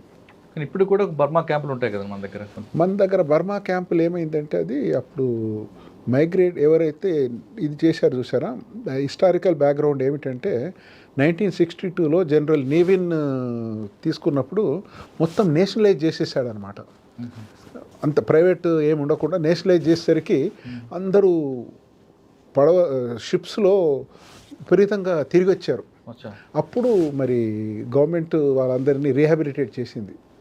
అది బర్మా క్యాంప్ అంటే యాక్చువల్గా. బర్మా బజార్లు, బర్మా క్యాంపులు అనేది దానికి రీజన్ 1962 నేషనలైజేషన్. అక్కడి నుంచి వచ్చింది సార్. బర్మా ఇవన్నీ అయిన తర్వాత మళ్ళీ ఇప్పుడు వచ్చారు. నేను అది 6 సంవత్సరాలు పూర్తి చేసుకున్న తర్వాత 2005లో మళ్ళీ ఇంకా అక్కడ కూడా సరేలే యునైటెడ్ నేషన్స్ చాలా కాలం చేశాము. అప్పుడు నాకు సెంట్రల్ గవర్నమెంట్ ఒక నోటీస్ ఇచ్చారు, ఇది 6 సంవత్సరాలు అయిపోయింది, పర్మిటెడ్ లెవెల్, అయితే రిజైన్ చేసి వెళ్ళిపోవచ్చు, లేకపోతే ఉండిపోవచ్చు, లేదా తిరిగి వచ్చేయచ్చు అన్నారు. మేము కూడా అనుకున్నాం. అప్పుడు మా మదర్ ఇక్కడే ఉండేది. తర్వాత 6 సంవత్సరాలు చేసాం, అనుభవం చాలా వచ్చింది, ఇంటర్నేషనల్ అనుభవం. 7-8 కంట్రీస్, తర్వాత రోము, న్యూయార్క్, ఇవన్నిట్లలో మనం చూసాం కదా, ఇంకెంతకాలం ఉంటానులేండి అని మళ్ళీ I came back to the government. వచ్చాక బ్రీఫ్గా కొన్ని రోజులు ఈ సెక్రటరీ ఐటీగా వేశారు, ఒక 3-4 మంత్స్. తర్వాత ఒక 2-3 మంత్స్ కమిషనర్ రూరల్ డెవలప్మెంట్ వేశాక 2006 జూలైలో సింగరేణికి సిఎండిగా వేశారు, చైర్మన్ అండ్ మేనేజింగ్ డైరెక్టర్గా సింగరేణికి వేశారు. సో అప్పటికి నాకు సింగరేణి గురించి ఏమీ తెలియదు, ఎందుకంటే నేను కోల్ డిస్ట్రిక్ట్స్ కూడా పనిచేయలేదు, పెద్ద ఏమి అవగాహన ఉండేది కాదు, ఏదో కంపెనీ అన్నట్టుగా తెలుసు, అంతకన్నా ఎక్కువ. సరిగ్గా మనం ప్రయత్నం చేసాం, దాంట్లో సిన్సియర్ ప్రయత్నం చేసాం. అది ఒక మంచి సంస్థ, సిన్సియర్ చేస్తారు అందులో ఎంప్లాయీస్ కానీ సీనియర్ లెవెల్ కానీ. పెద్దగా పొలిటికల్ ఇంటర్ఫియరెన్స్ అసలు ఉండేది కాదు, ఉన్నా కూడా మనం ఏదో పెద్దగా పట్టించుకునే వాళ్ళం కాదు. కానీ సింగరేణి మీరు వచ్చిన తర్వాత లాభాల బాటకు వచ్చింది కదండి. లాభాల బాటకు వచ్చింది, దానికి ప్రొడక్ట్ పెరిగింది, ఎంప్లాయీస్ సెక్యూరిటీ పెరిగింది, ఎంప్లాయీస్ శాలరీస్ పెరిగాయి. ఒక ఇండికేటర్ చెప్తాను, అది అచీవ్మెంట్ అనేది మనం సొంతంగా క్లెయిమ్ చేయగలమో లేదో కానీ అప్పటికి సింగరేణికి లెట్స్ సే 2006లో నేను చేరాను. 2006కి ఒక 120 సంవత్సరాల సింగరేణి చరిత్ర బ్రిటిషర్లు ఉన్నప్పుడు స్టార్ట్ అయింది కదా. 2007 సంవత్సరం క్యాలెండర్ ఇయర్ లెక్క ఉంటుంది, ఇది ట్రేడ్ యూనియన్ లెక్క, ఫైనాన్షియల్ ఇయర్ కాకుండా క్యాలెండర్ ఇయర్. సో 2007లో 120 సంవత్సరాల చరిత్ర ఉన్నటువంటి సింగరేణిలో ఒక్క స్ట్రైక్ జరగని సంవత్సరం చరిత్రలో అది ఫస్ట్ అనమాట. అదే ఎలా అండి? ఎలా అంటే ఒకప్పుడు సింగరేణి అనగా స్ట్రైక్లు, ఒక తర్వాత లేదంటే నక్సల్స్, యూనియన్లు, ట్రేడ్ యూనియన్ల గొడవలు, ఇదే ఉండేది కదండి ఎక్కువ. ఇప్పుడు ఒక ఉదాహరణ చెప్తాను, దాని కాంట్రాస్ట్గా మీరు అన్నదానికి ఇయర్ బహుశా 94, 95లో 365 రోజులు ఉంటే 390 స్ట్రైక్లు అయినాయి. ఎందుకంటే ఒకే రోజు 2 డిఫరెంట్ యూనియన్లు, ఒకరు ఎల్లందులో ఒకరు గోదావరి కన్నా చేస్తే 2 కింద అవుతాయి అనమాట. అట్లా అంటే 365 రోజుల్లో ఇన్ని స్ట్రైకులు జరిగినాయి అంటే ఎంతగా దెబ్బతినేది ఏంటి మరి. మన స్టైల్ అనో, మన వ్యక్తిత్వం అనో, లేకపోతే మనకు కమిట్మెంట్ ఏది, వర్కర్స్ బాగోగులు చూడాలా, సంస్థ పైకి రావాలా అనేది బహుశా వర్కర్స్ యూనియన్స్ అర్థం చేసుకున్నారో ఏమిటో కానీ ఒక్క స్ట్రైక్ అంటే ఒక స్ట్రైక్ కాల 2007లో ఫస్ట్ టైం చరిత్రలో. అంటే యూనియన్లో లీడర్ని మీరు మార్చారా, లేదంటే యూనియన్లో ఒక రకంగా చెప్పాలంటే యూనియన్ అండర్మైన్ చేయడం కాదు కానీ యూనియన్కు పెద్దగా రోల్ లేకుండా చేశాం. ఇప్పుడు రైతులు వాళ్ళకు ఉన్నటువంటి గ్రివెన్సెస్ నిజాయితీగా జెన్యున్గా చేయడం, చేయకూడదు, చేయడానికి లేదు. అంతేగాని ఫేవర్స్ ఎవరో గట్టిగా మాట్లాడిన వాళ్ళకి ఫేవర్ చేస్తే మిగతా వాడు కూడా చేస్తాడు. ఎవరైనా ఇష్యూస్ని బట్టి మనం సాల్వ్ చేసామనుకోండి, తర్వాత ప్రోయాక్టివ్ ఉన్నాం అనుకోండి, ఇంకేముంటుంది వాళ్ళకి ఇష్యూస్. ప్రోడక్ట్ ఎలా పెంచారండి? ఒక యూనియన్లు ఆ గొడవలు క్లోజ్ చేస్తారు కరెక్టే, కానీ ప్రోడక్ట్ పెంచడం ఇంపార్టెంట్ కదా, మనం వాళ్ళు కొంచెం సెక్యూరిటీ ఇవ్వడం. ఫండమెంటల్స్లోకి వెళ్ళాను నేను కూడా. ఫండమెంటల్స్లోకి వెళ్ళి అసలు ఏమిటి, ఎందుకు ఇంకా ఇంప్రూవ్మెంట్ ఏం జరగవచ్చు అనే దాని మీద వాళ్ళకి ఎంతూసియాసం వచ్చిందండి. డైరెక్టర్లు కూడా సీఎండీ ఇంత మైండ్లోకి వస్తున్నాడు, ఇది ఎందుకు అడుగుతున్నాడు, ఇది ఎందుకు చేయకూడదు, అది ఎందుకు చేయకూడదు, next level general manager level, నేను ఆల్మోస్ట్ మైండ్లో అండర్ గ్రౌండ్ మైండ్లో పనిచేసే సూపర్వైజర్ లెవెల్ వరకు కూడా వీళ్ళు పక్కన పెట్టడం కాదు, అసలు ఏంటి సమస్య ఏంటి, ఎందుకు చేయలేకపోతున్నాము, దాంతో కొంత ఫోకస్ వచ్చేసింది అంతే. అంటే మీరు గ్రౌండ్ లెవెల్లోకి వెళ్ళారు. ఎన్నోసార్లు వెళ్ళాను సార్, మీకు బాగా చాలా మైండ్లోకి వెళ్ళి ఉంటారు కదా, బాగా టఫ్ అని మైండ్ అనిపించింది ఇక్కడ, బాగా రిస్క్ ఉంటుంది అని. అంటే ఇప్పుడు మరి ఒకటి VK7 అనేది మరి 400 మీటర్లు మైన్, అది కింద 400 మీటర్ల మైన్, అది కింద మనం కిందికి వెళ్ళాక ఏమైనా పడిపోయింది అనుకోండి, యాక్సిడెంట్స్ అవుతుంటాయి, అక్కడప్పుడు యాక్సిడెంట్స్ అవుతుంటాయి. లక్కీలీ అయినాయి, రిస్క్ చాలా హ్యాట్స్ అప్ అంట కదా. అందులో దాంట్లో నా ప్రయత్నం ఏమిటంటే ఎంత మినిమైజ్ చేయగలము యాక్సిడెంట్స్ అనేది, ఖర్చు కనకడకుండా అన్నిటికన్నా ఎక్కువగా ఎవరి పని వాళ్ళు సరిగా సూపర్వైజర్స్ ఈ సేఫ్టీ చూసేవాళ్ళు జాగ్రత్తగా చేయడం అనేది. అంటే ఒకటంటే ఇప్పుడు సంస్థలు, ఇట్లాంటి సంస్థ ఏంటంటే పూర్తిగా టెక్స్ట్ బుక్ ప్రిసిషన్ లాగా అనమాట, చక్కగా జరుగుద్ది. మనము క్లియర్గా మన ప్రియారిటీస్ ఫోకస్ అని కనుక చెప్తే ఎవరి పని వాళ్ళు చేసుకుంటారు, పట్టించుకోకపోతేనే సరే లేదు క్యాజువల్గా ఉంటారు అంతే. సార్, ఆ ప్రోడక్ట్ తీసుకొచ్చారు, దాన్ని సేల్ చేయడం, దాన్ని మార్కెట్ చేయడం అదొక పెద్ద టాస్క్ కదండి.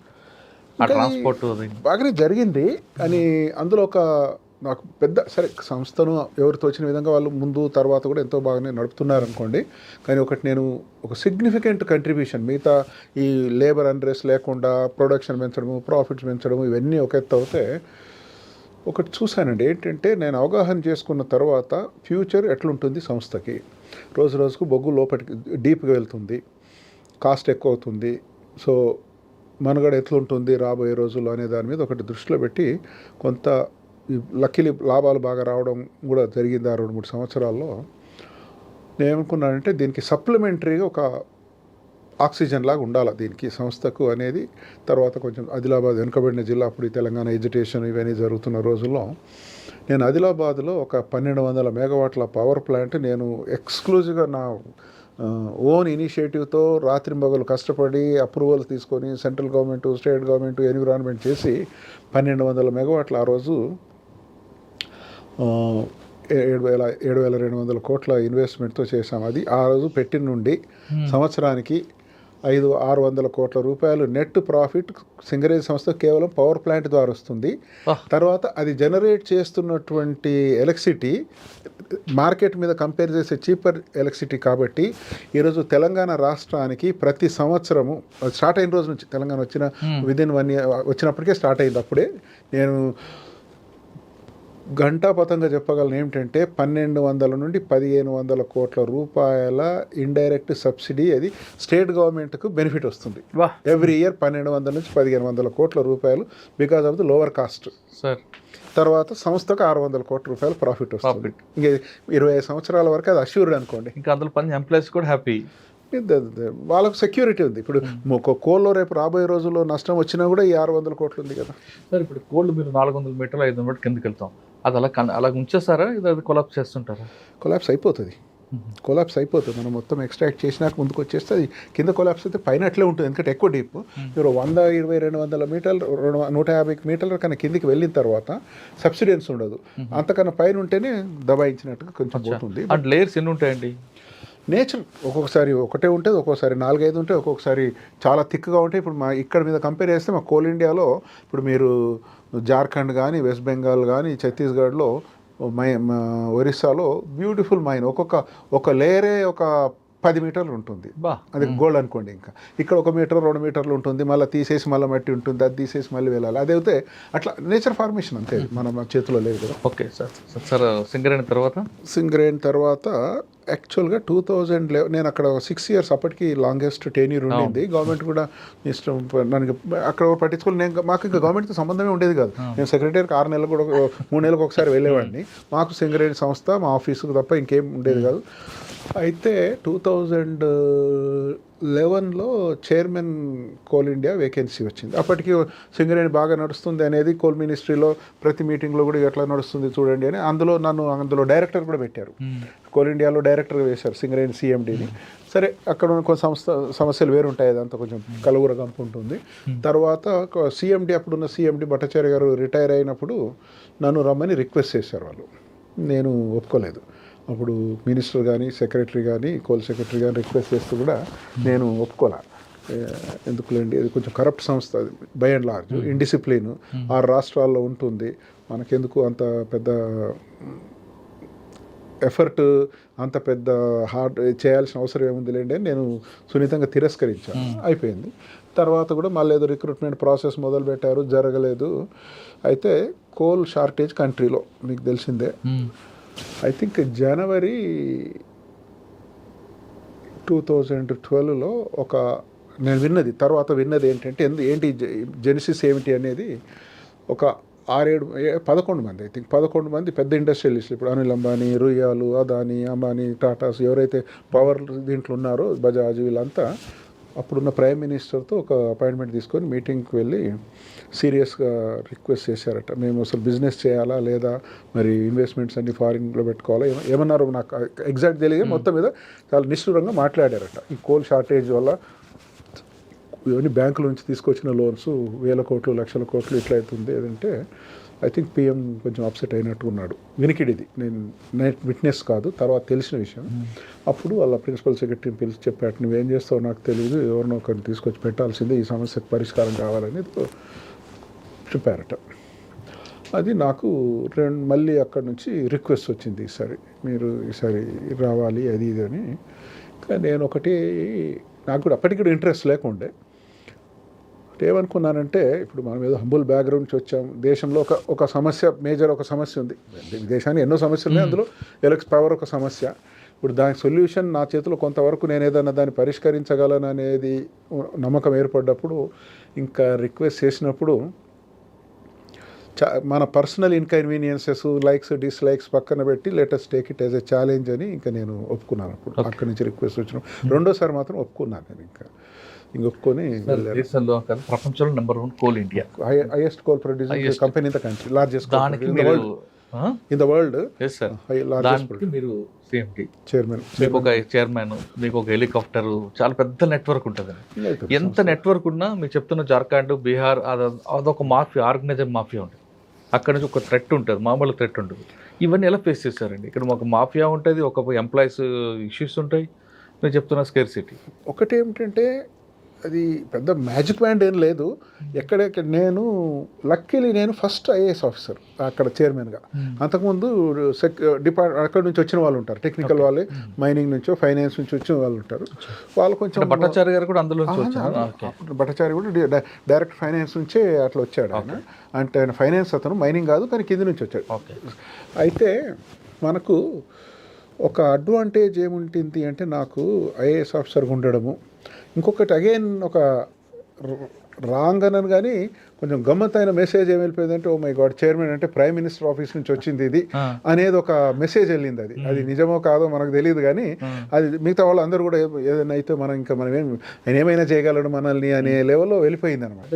ఆంధ్రాలో అట్లా అనుకోవడం అంతే. అది నిజం. ఎప్పుడు చంద్రబాబు క్లోజ్ లేదు అంటే, ఇప్పుడు సీఎం గారు సొంత జిల్లాలో పనిచేసినప్పుడు ఫ్రీక్వెంట్గా కలవడము, మాట్లాడడము, కొంచెం ఎక్కువగా డీటెయిల్గా మాట్లాడడము, కొన్ని ఓపెన్గా ఎక్స్ప్లెయిన్ చేయడము ఉన్నప్పుడు ఉంటుంది కదా, ఎవరికైనా ఉంటుంది కదా. ఆల్మోస్ట్ ఎవ్రీడే కనీసం ఒక ఫోన్ కాల్, ఇదేంటండి అదేంటండి, లేదా నెలకు ఒకసారి రావడం. మిగతా జిల్లాలకు అంతగా ఉండదు కదా. సో అది వచ్చింది. కానీ నేనేం చేశానంటే, నాకు అప్పటికే సింగరేణి సంస్థ, తర్వాత అక్కడ డైరెక్టర్గా ఉన్నాను, కొంత అవగాహన ఏర్పడ్డప్పుడు ప్రొడక్షన్కు వచ్చేటువంటి అడ్డంకులు ఏవైతున్నాయో మనకు బ్రాడ్గా తెలుసు అన్నమాట. అది అయ్యేసరికి నేను రాష్ట్రాలకు వెళ్ళినప్పుడు ఒరిస్సాను, జార్ఖండ్, ఛత్తీస్గఢ్, వెస్ట్ బెంగాల్, మధ్యప్రదేశ్, ఉత్తరప్రదేశ్లో కొంచెం ప్రాబ్లమ్స్ ఉండేటప్పుడు, కానీ అది చిన్న ఏరియా మాకు. మిగతా రాష్ట్రాల్లో మనకున్న పాత కనెక్షన్స్, మన బ్యాచ్మేట్స్, ఫ్రెండ్స్, పోలీస్ వాళ్ళు, లేకపోతే మనకున్న రిసోర్సెస్. ఉదాహరణకి చెప్తాను, ఒరిస్సాలో మాకు బాగా సమస్య వచ్చేదండి. మాకు ఒరిస్సాలో కొంచెం అది గవర్నమెంట్ సిస్టమ్ డిఫరెంట్గా నడుస్తుంది, స్లో అనమాట. మాకు చాలా అవసరం ఉండేదన్నమాట. అక్కడ ఏం జరిగేది కాదు, ఇబ్బందులు వచ్చేవి. ల్యాండ్ ఎక్విజిషన్ కానీ, ఫారెస్ట్ డైవర్షన్ కానీ, ఈ లాండ్ ఆర్డర్ కానీ, ఇది స్ట్రైకులు కానీ. ఏమైందంటే మీరు 2013 నవంబర్లో ఒక సైక్లోన్ వచ్చింది, ఫైలిన్ అని ఒక పెద్ద సైక్లోన్ వచ్చిందండి. సో అప్పుడు మా అక్కడ ఉండే ఎండి ఎవరైతే ఉన్నారో మహానదిని సీఎం ఆఫీస్ వాళ్ళు పిలిచాక మీరు మాకు కొంత వాళ్ళప్పుడు వాళ్ళ లెవెల్లో చాలా పెద్ద సమస్య అనమాట. నేచురల్లీ పెద్ద సైక్లోను, 5-6 లక్షల మందిని ఎవాక్యుయేట్ చేశారు, గవర్నమెంట్లో డబ్బు లేదు, మీరు మాకు కొంత డొనేషన్ అదే ఇవ్వండి అడిగితే మా డైరెక్ట్ అక్కడ ఉండేవారు కదా, మహానదికి ఎండి ఉంటారు కదా, అడిగారు. అడిగితే ఇతను యాజ్ యూజువల్గా నేను 2 కోట్లు ఇస్తాను, 3 కోట్లు ఇస్తాను, 5 కోట్లు ఇస్తాను అంటే లేదు కొంచెం ఎక్కువ ఇవ్వండి ఏదో అన్నట్టు. అంతకుముందు వీళ్ళు జనరల్గా ఎప్పుడైనా అవసరాలు పడితే 1-2 కోట్లు ఏదో సిఎస్ఆర్ నుంచి ఇచ్చేవాళ్ళు. నేను అప్పుడు ఇన్వెస్టర్స్ మీట్కు ఐ థింక్ హాంకాంగ్లో ఉన్నాను. ఆయన ఫోన్ చేశాడు నాకు. ఫోన్ చేసి అంటే ఇట్లా అన్నారు, నేను మీతో మాట్లాడి పర్మిషన్ తీసుకొని చెప్తానన్నాను అని చెప్పాను. చెప్తే సరే నేను వెంటనే ఫోన్లోనే చెప్పేశాను, 100 crores ఇస్తున్నామని చెప్పేసాను. షాక్ అయ్యాడు, అసలు విన్నారా లేదా, మళ్ళీ చెప్పండి సార్, 100 crores వీఆర్ గివింగ్, నేను ఇక్కడి నుంచే మెయిల్ పంపిస్తాను డైరెక్ట్ ఫైనాన్స్కు, రేపు మీకు ట్రాన్స్ఫర్ అయిపోతాయి, నువ్వు తీసుకెళ్ళి చెక్ డ్రాఫ్ట్ తీసుకెళ్ళి సీఎంకి ఇచ్చేసేయంటే షాక్ అయిపోయాడు. మేము తీసుకెళ్ళి అదే రకంగా వెళ్ళి ఇచ్చేస్తే సీఎం ఏమన్నా అంటే ఏంటి మిమ్మల్ని ఏమో బిచ్చమెత్తుకునే వాళ్ళం ఇదివరకు, నేను 2 అడుగుతాను 1, నేను 5 అడుగుతాను 2, 3 ఇచ్చేవాడు, ఇదేంటంటే లేదు సార్ మా చైర్మన్ గారు చెప్పారు ఇది హ్యూమనిటేరియన్, ఇది మాకు ఆయన అన్నాడు 100 కోట్లు పెద్ద లెక్క కాదు మనకు అన్నట్టుగాని ఆ రోజుల్లో. ఇప్పుడు 100 కోట్లు 15 సంవత్సరాల క్రితం అది వ్యవహారం. సో తర్వాత ఉదాహరణ చెప్తున్నా, తర్వాత ఇంక మనం వెళ్ళినప్పుడు అక్కడికి వెళ్ళగానే ఆయన ఒకటే ఇన్స్ట్రక్షన్స్ ఇచ్చాడు, కోల్ ఇండియావి ఏ సమస్యలు ఉన్నా చీఫ్ సెక్రటరీకి అప్పుడు ఉండేవారు చీఫ్ సెక్రటరీ జగల్ మహాపాత్ర అని, మీరు ప్రతి సోమవారం మంగళవారం డిసైడ్ చేసుకొని మీటింగ్ పెట్టండి, వాళ్ళు వచ్చి చెప్పిన సమస్యలను కళ్ళు మూసుకొని సమస్యలు పరిష్కరించాలని చెప్పారు నవీన్ పట్నాయక్ గారు. సో జస్ట్ ఒక ఉదాహరణ చెప్తున్నాను. అట్లా స్టేట్ గవర్నమెంట్స్ లెవెల్లో బాగా డీల్ చేశాను. ఛత్తీస్గఢ్ రమణ్ సింగ్ గారు ఉన్నప్పుడు కూడా ఏదో కొంచెం బాగానే ఫైనాన్షియల్గా సిఎస్ఆర్ ఉండేది కాబట్టి మాకు అది ఒకటి. రెండోది కలిసి పనిచేద్దామని ఇది అనేది మొత్తం మీద బై అండ్ లార్జ్ అన్ని స్టేట్ గవర్నమెంట్స్ హైయెస్ట్ సీఎం నుండి కానీ బ్యూరోక్రసీ నుండి కానీ మనకు కొంత కనెక్షన్స్ ఉండేవి. బ్యాచ్మేట్స్, కొందరు సెక్రటరీ టు సీఎం, కొందరు చీఫ్ సెక్రటరీలు, కొందరు పోలీస్ ఆఫీసర్స్ ఉండేవారు. వాళ్ళని ఆ నెట్వర్క్ ఇది వీళ్ళకి ఏంటంటే పాపం వీళ్ళకి ఉండేది కాదు. ఏది ఈ డిపార్ట్మెంట్ నుంచి వచ్చిన వాళ్ళు ఎంతసేపు కోల్ సెక్రటరీని రిక్వెస్ట్ చేసేవాళ్ళు, సార్ ఇక్కడ సమస్య ఉంది, కోల్ సెక్రటరీ ఎక్కడి నుంచి వస్తారు, వాళ్ళు ఏదో చెప్తారు, డివో లెటర్ రాస్తారు, వాళ్ళ చేతిలో ఏముండదు కదా, లెటర్ రాస్తారు. మన చేతిలో కొంత రిసోర్సెస్ ఉంటాయి కాబట్టి ఏదో చిన్న హెల్ప్ చేయడము, అది చేయడం, ఇది చేయడం ఏదైనా ఉందనుకోండి, ఆ రకం కానీ లేకపోతే మనకున్న పర్సనల్ లింక్స్ వల్ల కానీ టక జనరల్గా జరిగిపోయేవి.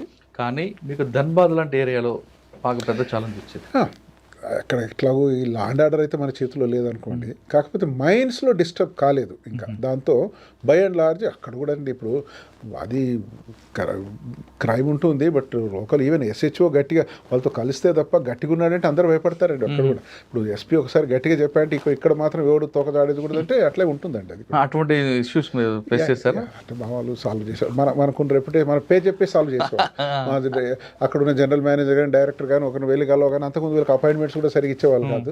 సో మనం చెప్పగానే వాళ్ళు టక్ ఏదో చేసాం. వీలైనంత వరకు సహాయ సహకారాలు లోకల్గా అందడం వల్లనే జరిగింది. మీ వరకు వచ్చేవాళ్ళు కాదు, మా వరకు వచ్చేవాళ్ళు కాదు. అంటే మాఫియా చాలా పెద్ద మాఫియా ఉంటుంది, ఆర్గనైజ్డ్ క్రైమ్ వాళ్ళు బాగా తగ్గిందండి, బాగా తగ్గింది. అది ఓవరాల్గా తగ్గింది, మనతో సంబంధం లేకుండా. ఇప్పుడు మీరు ఎప్పుడో రామ్ లఖన్ సింగ్లు, సూర్యదేవ్ సింగ్లు ఏదైతే వినేవాళ్ళో అవన్నీ తగ్గినాయిలేండి. ఎందుకంటే ఆర్డర్లీనెస్ వచ్చిందిలేండి. సార్ మీరు చైర్మన్ కోల్ ఇండియాకి మీ అచీవ్మెంట్ చెప్పుకొచ్చారు, దాని ప్రోడక్ట్ పెంచారు, అక్కడ అంటే మెయిన్ టాస్క్ మీరు రీచ్ అయ్యారు. బాగానే ఇంకా షార్టేజ్ ఉండింది కంట్రీకి. అంటే చాలా గ్రౌండ్ వర్క్ చాలా చేసాం, పెరగడానికి కొంచెం టైం పడుతుంది, 2-3 సంవత్సరాలు పడుతుంది. ఇప్పుడు మీరు చేసే పనుల్లో రియల్ ప్రొడక్షన్ రావడానికి మనము land acquisition, rehabilitation, forest clearance, railway లైన్లు వేయాలా, అప్పుడు కానీ రాదు కదా. సో ఇప్పుడు బాగా పెరగడానికి చక్కని ఫౌండేషన్. 6 స్టేట్లో ఏదండి మంచి పెద్ద స్టేట్ కోల్కి? హైయెస్ట్ ఇప్పుడు 2 ఆల్మోస్ట్ ఈక్వల్గా ఛత్తీస్గఢ్ అండ్ ఒరిస్సా. అవి 2 కలిపి మోర్ దాన్ 50% ఆ 2 నుంచి వస్తుంది. మిగతా ఉత్తరప్రదేశ్, మధ్యప్రదేశ్, వెస్ట్ బెంగాల్, అక్కడ జార్ఖండ్ అండ్ మధ్యప్రదేశ్. అచ్చా సార్, మంచి పోస్ట్లో ఉన్న మీకు వాళ్ళు తెలంగాణకు రావాలని ఎందుకు వచ్చింది? కేసీఆర్ గారు పిలుపు? అంటే అంతకుముందు కేసీఆర్ గారు కొంచెం ఇక్కడ ఉన్నప్పటి నుంచి కొంచెం పరిచయం ఎడ్యుకేషన్ అప్పుడు జనరల్గా టచ్లో ఉండడము ఏదైనా స్టేట్ సలహాలు వైడ్గా కంట్రీ వైడ్గా మీరు ఇండిపెండెన్స్ పోస్ట్ కదండి. అంటే ఇక మనకు కొంచెం ఈ తెలంగాణ ముఖ్యంగా సపరేట్ అవుతుంది ఏదైనా మనం ఏమన్నా మనకున్న అవగాహన బట్టి కమిట్మెంట్ బట్టి ఏదైనా గవర్నమెంట్లో మనకు ఎంతో కొంత రోల్ ఉంటుంది అన్న దాని కొరకు నేను ఓకే అంటే ముందు ఉద్యమం నడుస్తున్నప్పుడు కేసీఆర్ గారు మీకు టచ్ ఉన్నారు. 2014లో రాష్ట్రం ఏర్పడగానే మీరు అంతకన్నా ముందే ఏదో మాట్లాడుతున్నప్పుడు అప్పుడప్పుడు మాట్లాడేవారు ఏదైనా సలహాలు ఈ ఎలక్ట్రిసిటీ మీద కానీ దాని మీద కానీ. సో ఒకసారి అన్నారు మీరు మనకు ఏర్పడుతుంది మన గవర్నమెంట్ వస్తుంది మీరు రావాలంటే మీకు క్లియర్ నంబర్స్ వస్తే నేను వస్తానులేండి అని చెప్పాను యాక్చువల్గా. సో రాగానే అదే రోజు ఫోన్ చేశారు, రిజల్ట్స్ వచ్చి వాళ్ళు విడిచిపెట్టారండి మీకు అక్కడ రిలీజ్ చేశారు. ఇక అప్పటికి గవర్నమెంట్ మారింది, నేను అక్కడ గవర్నమెంట్ ట్రాన్సిషన్లో ఉండేది. ప్రైమ్ మినిస్టర్ అయిపోయింది కదా, కొత్త గవర్నమెంట్ టేక్ ఓవర్ అయింది. అప్పుడే పీయూష్ గోయల్ కోల్ మినిస్టర్ అయ్యారు. సరే ఇక ఇక్కడ నుంచి లెటర్ వెళ్ళింది, నేను కూడా వెళ్ళిపోతానండి అన్న. సార్ ఇక్కడికి వచ్చారు దాదాపు 3 సంవత్సరాలు అనుకుంటా సార్ ఢిల్లీలో కోల్ ఇండియాలో 3 సంవత్సరాలు. Calcutta head quarter Calcutta. ఎక్కడండి? కల్కటా, అదే కోల్ ఇండియా అంటే కల్కటా. ఢిల్లీ అక్కడ నుండి ఇక్కడికి వచ్చాను 14 జూన్లో వచ్చారు. ఎలా ఉందండి కొత్త స్టేట్కి వచ్చాక మీ రోల్ ఇంకా పెరుగుతుంది ఇక్కడ? ఇక్కడ రోల్ ఇస్ డిఫరెంట్. అల్టిమేట్లీ ఇక్కడ మనం ఓన్లీ సీఎంకు అసిస్టెన్స్ అడ్వైజ్ ఇవ్వడము, తర్వాత వారు చెప్పిన ఏమైనా ఉంటే ఫాలో అప్ చేయడము, కొంచెం దిశ నిర్దేశాలు చేయడం అనేది ఉంటుంది కదా. Priorities, government priorities, CM priorities, మంచి చెడు అనేది, తర్వాత కోఆర్డినేట్ చేయడము. అంటే కొత్త రాష్ట్రం ప్రజల కోరికలు చాలా ఎక్కువ ఉంటాయి. అన్నిట్లలో సీఎం గారికి క్లారిటీ ఉండింది, అన్నిటి మీద చాలా వరకు క్లారిటీ ఉండింది. ఏదైనా ఇన్ఫర్మేషన్ కావాలంటే మనం అడిగేవాడు, అంది ఆఫీసర్లను అడిగేవాడు, మనల్ని అడిగేవాడు. దాన్ని బట్టి అల్టిమేట్గా చీఫ్ మినిస్టర్స్ సార్ సీఎం గారు దగ్గర ఉన్నారంటే చాలా మంది ఆయన పేరు వాడుకోవడానికి ఉంటారు, కానీ మీరు ఎక్కడ ఒక దగ్గర కనపడదండి సార్. తర్వాత వచ్చిన ఎంక్వైరీ కూడా మీ పేరు లేదు కదా ఇక్కడ. ఎంక్వైరీలు మన మీద ఉంటాయి. అసలు మీ పేరు ఇక్కడ కనబడలేదండి. అంటే కనబడలేదు, వినబడలేదు ఎక్కడ కూడా. నాకు ఒకటేంటంటే అధికారులకు క్లారిటీ ఉండాలి, మన రోల్ ఏమిటి, రెస్పాన్సిబిలిటీ ఏమిటి, మన బార్డర్ ఏంటి. అంటే మనకు వ్యక్తిగతంగా తప్పులు చేయాలనే ఆలోచన ఉండదు. రెండవది పబ్లిక్ ఇంట్రెస్ట్లో చేస్తాం అంతే. ఏదైనా కూడా మనకు వ్యక్తిగత లాభాలకో లేకపోతే ఎవరికో ఫేవర్ చేయాలనో ఎవరికో హామ్ చేయాలనేది లేనప్పుడు ఇవన్నీ ఎందుకు వస్తాయి సమస్య. సార్ మీకు చంద్రబాబు నాయుడు గారితో ఎక్కువ ఉంది, ప్లస్ ఇక్కడ కేసీఆర్ గారితో, ఇద్దరు ఎవరు ఎక్కువ కంఫర్ట్ ఉండేదండి? అంటే చంద్రబాబు నాయుడుతో మనకు డైరెక్ట్ అంటే ఓన్లీ జిల్లా లెవెల్లో ఉన్నాం, వాళ్ళకి ఓన్లీ అదే కదా. ఇక్కడైతేనేమో ఆల్మోస్ట్ రోజు 15-16 గంటలు కలిసి పని చేయడం కదా. ఇక్కడ ప్రతి మీటింగ్లో, ప్రతి డిస్కషన్లో, ప్రతి ఫైల్లో మనకు ఏదో అసోసియేట్ అయి ఉంటుంది. అక్కడ మనకు ఓన్లీ జనరల్ టచ్ కదా. సో అది టోటల్ కాంటెక్స్టే డిఫరెంట్ కదా. సార్ కేసీఆర్ గారితో మీకు జర్నీ ఎలా ఉందండి? బై అండ్ లార్జ్ ఏదో కొత్తగా గవర్నమెంట్ ఏర్పడ్డప్పుడు ఏదో కొంత ఎన్నో ఏరియాస్ సార్ ఆయనకి ఏదో చేయాలంటుందండి, చాలా విషయాలు చేయాలంటుంది, కానీ ఫైనాన్షియల్ సెక్రటరీ అబ్జెక్షన్ ఉంటుంది. అటువంటి ఇష్యూని మీరు ఎలా షార్ట్అవుట్ చేశారు? అంటే అందరితో చేయాలనుకుని కూడా చేయలేకపోవచ్చు. ఒకసారి ఆయనకున్నటువంటి ఐడియాస్ ఏ రకంగా దాన్ని వీలైనంత వరకు కార్యరూపం దాల్చవచ్చు, అవి ఒకవేళ వాటిని స్క్రూటినీ చేసి అనే దానికి అప్పుడే మన బాధ్యత. చీఫ్ సెక్రటరీతో, ఫైనాన్స్ సెక్రటరీతో, కన్సర్న్ సెక్రటరీలతో, లేకపోతే అవసరం పడితే ఢిల్లీ వాళ్ళతో మనకున్న పరిచయాలతో మాట్లాడడం చేయడం, దాంతో ఏ రకంగా దాన్ని కార్యరూపం దాల్చు అనేది మన ప్రయత్నం చేయాలి. ఎందుకంటే ఒకసారి ఆయన మనం కూడా కన్విన్స్ అయ్యాం ఇది ఇన్ ద బెస్ట్ పబ్లిక్ ఇంట్రెస్ట్లో ఉన్నప్పుడు చేయాలి. కానీ కొన్ని ఉంటాయి సార్, కొన్ని బ్లూ బుక్ దాటకూడదు, మన బ్లూ బుక్ ప్రకారం ఫాలో అవ్వాలంటారు.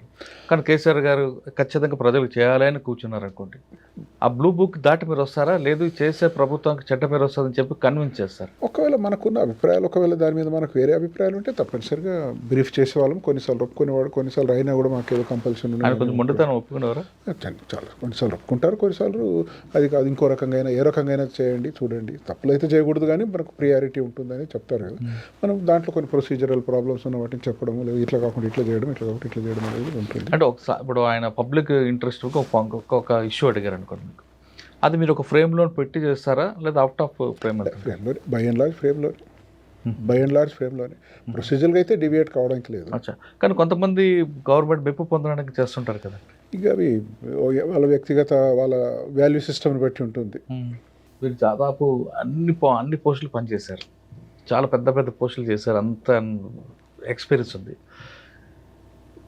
కానీ ప్రాపర్టీ వేదిక తీసుకుంటే మీరు మీ నాన్నగారు మీ మామగారు ఇచ్చిన ప్రాపర్టీలతోనే ఉన్నారు, కానీ పెద్దగా ప్రభుత్వం పేరు చెప్పి సంపాదించింది అన్నది జీతం తప్ప ఇంకేం జీరో. బట్ నేను యునైటెడ్ నేషన్స్లో పనిచేశాను కదా. అవును సార్, అది వేరు మీ సంపాదన, అది కానీ గవర్నమెంట్ నుంచి వచ్చింది. గవర్నమెంట్ నుంచి జీతం. కానీ ఇప్పుడున్న ఆఫీసర్స్ కొంతమంది వస్తూనే వాళ్ళొక ఇండిపెండెంట్ దీనికోసం వాళ్ళ వ్యక్తిగత అవసరాల కోసం ఒక ప్రయారిటీ చేసుకోవడం అది మనం ఏ విధంగా చూడాలండి? ఎందుకంటే బ్యూరోక్రాట్ అనగానే చాలామందికి ఒక పెద్ద ఒపీనియన్, పేద ప్రజలు కూడా ఏదో కలెక్టర్ గారు వచ్చారు ఏదో మనకు చేస్తారని భావిస్తారు, కానీ వాళ్ళ ఆస్తులు కూడబెట్టుకోవడానికే ఉంటున్నారనే మెసేజ్ పోతుంది. అన్ఫార్చునేట్లీ కొంత వాల్యూ సిస్టమ్ డీజనరేట్ అవుతుంది over a period of time.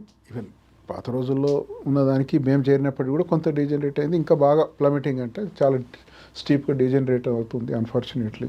Sir, బ్యూరోక్రాట్లో politicians interfere అవ్వాలి జరుగుతుందంటారా, లేదు ఇప్పుడున్న సెనరీ అలా తయారవుతుంది? ఇప్పుడు బ్యూరోక్రాట్కు రూల్స్ తెలుసు, ప్రొసీజర్స్ తెలుసు, వాళ్ళకున్న పవర్స్ తెలుసు, న్యాయం ఎనీవే తెలుసు.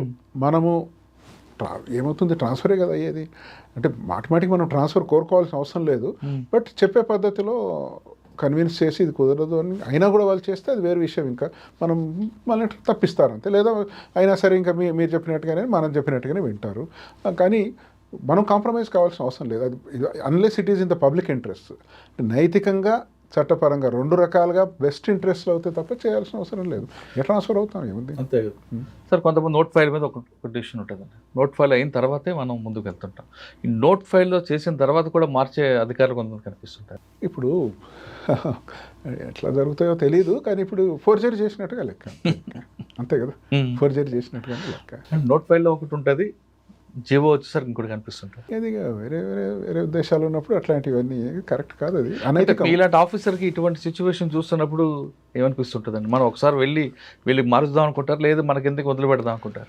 సరిగా దాన్ని మనం మా చేతులు ఉన్నప్పుడు దాన్ని అది ఇల్లీగల్ అయినా అనైతికమైన పబ్లిక్ ఇంట్రెస్ట్ లేకపోయినా కూడా దాన్ని కరెక్ట్ చేయడానికి కొన్నిసార్లు చూసాము. కొన్ని అప్పుడప్పుడు అవుతుంటాయి, కొన్ని మన నోటీస్కి రావు, కొన్ని వేరే అప్పుడు కాంపిటెంట్ అథారిటీస్ ఎవరైతే పవర్స్ దట్ బి ఉంటారో వాళ్ళ మెప్ కొరకో వాళ్ళ సపోర్ట్తోనో చేసి ఉంటారు. కానీ మీ పోస్ట్ని అంటే మిమ్మల్ని కాదంటే జనరల్గా మీ పోస్ట్ని కొంతమంది చేసే అధికారుల తప్పుడు వల్ల అది జిగజారిపోతుందనే ఒక మెసేజ్ వస్తుంది. జనరల్గా ప్రజల్లో అట్లాంటి ఇంప్రెషన్ అయితే వస్తుంది. అది ఇక్కడ ఒక రాష్ట్రం అని కాకుండా ఒక రాష్ట్రం కాదు, జనరల్గా బ్యూరోక్రసీలో కరప్షను పెరుగుతుంది ఎట్ ఆల్ లెవెల్స్. రెండోది అకౌంటబిలిటీ, ఏదైతే అకౌంటబిలిటీ ఉందో తగ్గిపోతుంది అనేది. ఇంకా అది ఆల్ వాక్స్ ఆఫ్ పబ్లిక్ లైఫ్లో దిగజారుతున్న విలువల వల్ల ఇక్కడ కూడా అది జరుగుతుంది. ఇంకా ఏం చెప్పగలం. కానీ మీకు ఒక వాల్యూస్ ఉన్నాయి కదా సార్? ఎంతోమందికి ఉన్నాయి, అట్లా ఎంతోమందికి ఉన్నాయి, ఒకరిగా ఎంతోమందికి ఉన్నాయి. కొంతమంది వేవర్డ్ అయి ఉండొచ్చు, కానీ ఎంతోమందికి ఉన్నాయి. వాళ్ళ స్టైల్లో వాళ్ళు తప్పు చేయడానికి లేదు. మేము ఎంత తప్పు చేయాలి. మీరు ఉన్నారండి ఎగ్జాంపుల్, ఇప్పుడు శంకరన్ గారు, శేషన్ గారి దగ్గర పనిచేశారు కూడా, ఆ లెగసీ అలా కాపాడుకుంటూ వస్తున్నారు. మీ తర్వాత కూడా ఎందుకు దాన్ని కంటిన్యూ చేయట్లేదు? ఐ థింక్ అది కరెక్ట్ కాకపోవచ్చు. కొంతమంది ఉంటారు ఇట్లా బ్లాక్ షిప్ ఎప్పుడైనా ఉంటారు, పెరుగుతుంది అనుకుంటాను బహుశా, అంతేగాని సిన్సియర్గా చేసేవాళ్ళు ఇంకా ఉన్నారు. కాకపోతే ఎన్విరాన్మెంట్ ఎట్లుంది ఓవరాల్గా, అడ్మినిస్ట్రేటివ్ ఎన్విరాన్మెంట్, పొలిటికల్ ఎన్విరాన్మెంట్ అనేది కూడా ఇట్ మ్యాటర్స్. పొలిటికల్ ఇన్వాల్వ్మెంట్ ఎక్కువ ఉండబట్టే పాడింది అనుకుంటారా, లేదు వీళ్ళలో మనం యాక్చువల్గా రూల్ బుక్ దాటి రావడం వల్ల జరుగుతుంది? ఏదో చికెన్ అండ్ ఎగ్ అన్నట్టుగా ఉంటుంది. చికెన్ అండ్ ఎగ్ అంతే కదా. వాళ్ళ నుంచి వీళ్ళు వచ్చారా, వీళ్ళ నుంచి వాళ్ళు వచ్చారంటే ఏం చెప్తాం. కానీ అల్టిమేట్ సిస్టమ్స్ కొలాప్స్ అవుతుంది. అది కరెక్ట్. రూల్ ఆఫ్ లా అనేది ఏదైతే డెమోక్రటిక్ సిస్టంలో రూల్ ఆఫ్ లా అనేది ఫండమెంటల్ గైడెన్స్, అంతే తప్ప ఎవరికో న్యాయం ఫేవర్ చేయాలని కానీ లేకపోతే హామ్ చేయాలనేది కాకుండా రూల్ ఆఫ్ లా అనేది ఉండాలి. అది చట్టరీత్యా జరగాలి ఏ పనులు జరిగినా కూడా. అంతేగాని ఒకరికి ఫేవర్ చేయాలనో లేకపోతే ఒకరికి హామ్ చేయాలనేది కరెక్ట్ కాదు. ఓకే సార్, ఫైనల్గా చెప్పండి. చాలామంది ఈ డిపార్ట్మెంట్ రావాలనుకుంటున్నారు, అంటే సివిల్స్లో రావాలి, ఐఏఎస్ అవ్వాలి, సొసైటీ ఏదో చేయాలనుకున్న వాళ్ళకి మీరు ఇచ్చే మెసేజ్? ఇప్పుడు క్యారీర్ పాయింట్ ఆఫ్ వ్యూలో అయితే ఈరోజు, అంటే రెమ్యునరేషన్ పాయింట్ ఆఫ్ వ్యూలో అయితే సివిల్ సర్వీస్ కన్నా ఈరోజు, ఎందుకంటే బాయ్స్ అండ్ గర్ల్స్ బ్రిలియంట్ వాళ్ళకు ప్రైవేట్ సెక్టర్లో ఎంఎన్సీస్లో ఇమ్మెన్స్ ఆపర్చునిటీస్ ఉన్నాయి. కానీ ఇప్పటికి కూడా నా ఉద్దేశంలో అది బహుశా థర్డ్ వరల్డ్ కంట్రీ ఫీచర్ అనుకోండి, వెనుకబడిన దేశాల్లో ఉండే కొన్ని రుగ్మత అనుకోండి. సివిల్ సర్వీస్ ముఖ్యంగా ఐఏఎస్ ఈ యంగ్స్టర్స్కి ఇచ్చినంత ఆపర్చునిటీ ఇంకా ఏ సర్వీస్ ఎక్కడ ఇవ్వదండి, ప్రపంచంలో ఎక్కడ ఇవ్వదు, ఏ సర్వీస్ కూడా ఇవ్వదు. జస్ట్ మనం ఏదో డిగ్రీ చదివి ఎగ్జామ్ పాస్ అయ్యి వచ్చినప్పుడు మొత్తం అంటే ఒక గవర్నమెంట్ లాగా నడపడం అనేది, ఒకవేళ మనకు అదే మన మిషన్ అవుతే ఇది బెస్ట్ ఆపర్చునిటీ. సరే, అడ్డంకులు రావచ్చు, కొన్ని పోస్టులు ఇట్లా కావచ్చు, అట్లా కావచ్చు. ఓవరాల్గా ఇది మంచి ఆపర్చునిటీ ఇస్తుంది. ఇప్పుడు మామూలుగా నేను హంబుల్గా చదువుకొని వచ్చి ఒక జిల్లాకో లేకపోతే ఒక డిపార్ట్మెంటో ఒక సెక్రటరీగానో హెచ్ఓడిగానో ఎండీగానో అనేది ఎంతమందికి వస్తుంది? అది ఐఏఎస్కి వచ్చినంతగా ఇప్పుడు 30 ఏళ్ళు పనిచేస్తే టాటా కంపెనీలో మీరు చేరితే అప్పుడు ఎగ్జిక్యూటివ్ సీనియర్ ఎగ్జిక్యూటివ్ అవుతారు, 30 ఏళ్ళకు సీఎండీలు అవుతారు. ఇక్కడ 5 ఏళ్ళు 10 ఏళ్ళు చేయగానే ఇప్పుడు ఎలక్ట్రిసిటీలకో ఇంకో దానికో దీనికో ఎండీలుగా అవుతున్నారు. ఇంత ఆపర్చునిటీ నాకు బ్రాడ్గా కొన్ని అదర్ డెవలపింగ్ కంట్రీస్ గురించి కూడా అవగాహన ఉంది కాబట్టి ఇంత పెద్ద ఆపర్చునిటీ ఎక్కడ రాదు. అది ఎవరికంటే రెమ్యునరేషన్ ముఖ్యం కాదు, గవర్నమెంట్ చూసుకుంటుంది, బతకడానికి జీతం ఇస్తుంది, ఉండడానికి ఇల్లు ఇస్తుంది, అవన్నీ క్రీచర్ కంఫర్ట్స్ ఇస్తుంది. మన మిషన్ అనేది దేశము సమాజం కొరకు పనిచేయాలనుకున్న వాళ్ళకు ఇంత మంచి, ఇప్పుడు ఎన్జిఓలు కూడా మనం పనిచేయచ్చు. ఎన్జిఓలు ఇంత చేస్తాం మనం, ఒక ఊర్లో చేయగలం, 2 ఊర్లో చేయగలం. ఈరోజు మీరు ఒక జిల్లా అంటే 1900 2000 గ్రామాల్లో మీరు చేయగలుగుతున్నారు. ఇంత ఆపర్చునిటీ ఎక్కడ రాదు. అది మిషన్, మనకు క్లారిటీ ఉండాలి. ఖుషీ లైఫ్, గుడ్ శాలరీ ఉండాలి అంటే అదొక లైఫ్. ఇది బేసిక్ లివింగ్ స్టాండర్డ్స్. బట్ మనకు ఒక ఆపర్చునిటీ అంటే రాజ్య భారాన్ని మనము తీసుకొని ప్రజల సేవ కొరకు చేస్తాం. అందుకే సర్వీస్ అన్నారు కదా, సివిల్ సర్వీస్ అని అందుకే అన్నారు. ఇది యూఆర్ నాట్ ఎన్ ఎగ్జిక్యూటివ్ కాదు కదా. Government takes care of your creature comforts, బేసిక్గా లివింగ్ స్టాండర్డ్స్ చూసుకుంటుంది. అంతేగాని మరి మనకు ₹1,00,00,000 ప్యాకేజ్ కావాలా, 2 కోట్ల ప్యాకేజ్ కావాలంటే ఎట్లా? వేరే డిపార్ట్మెంట్ మనకున్న కెపాసిటీని బట్టి ఎక్కడైనా పనిచేయచ్చు.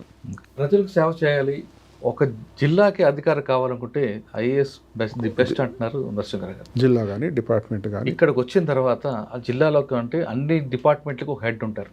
అది మీరు కావాలంటే ఖచ్చితంగా ప్రజలకు మీకు మెచ్చుకోవాలంటే నీతిగా నిజాయితీగా నిబద్ధగా పనిచేసిన వాళ్ళు మాత్రమే రండి అంటున్నారు.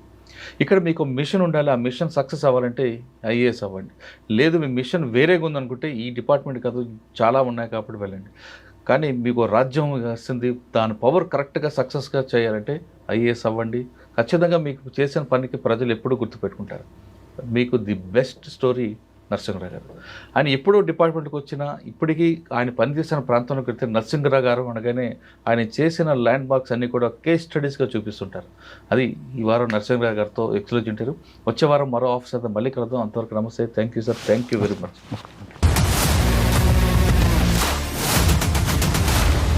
iDreams, this police diaries is something very, very valuable towards that. I must really appreciate Murali, your insights. iDreams founder and CEO Chinna Vasudev Reddy గారితోని మురళీధర్ క్రైమ్ స్టోరీస్ చాలా ఫేమస్ అయిపోయినావు.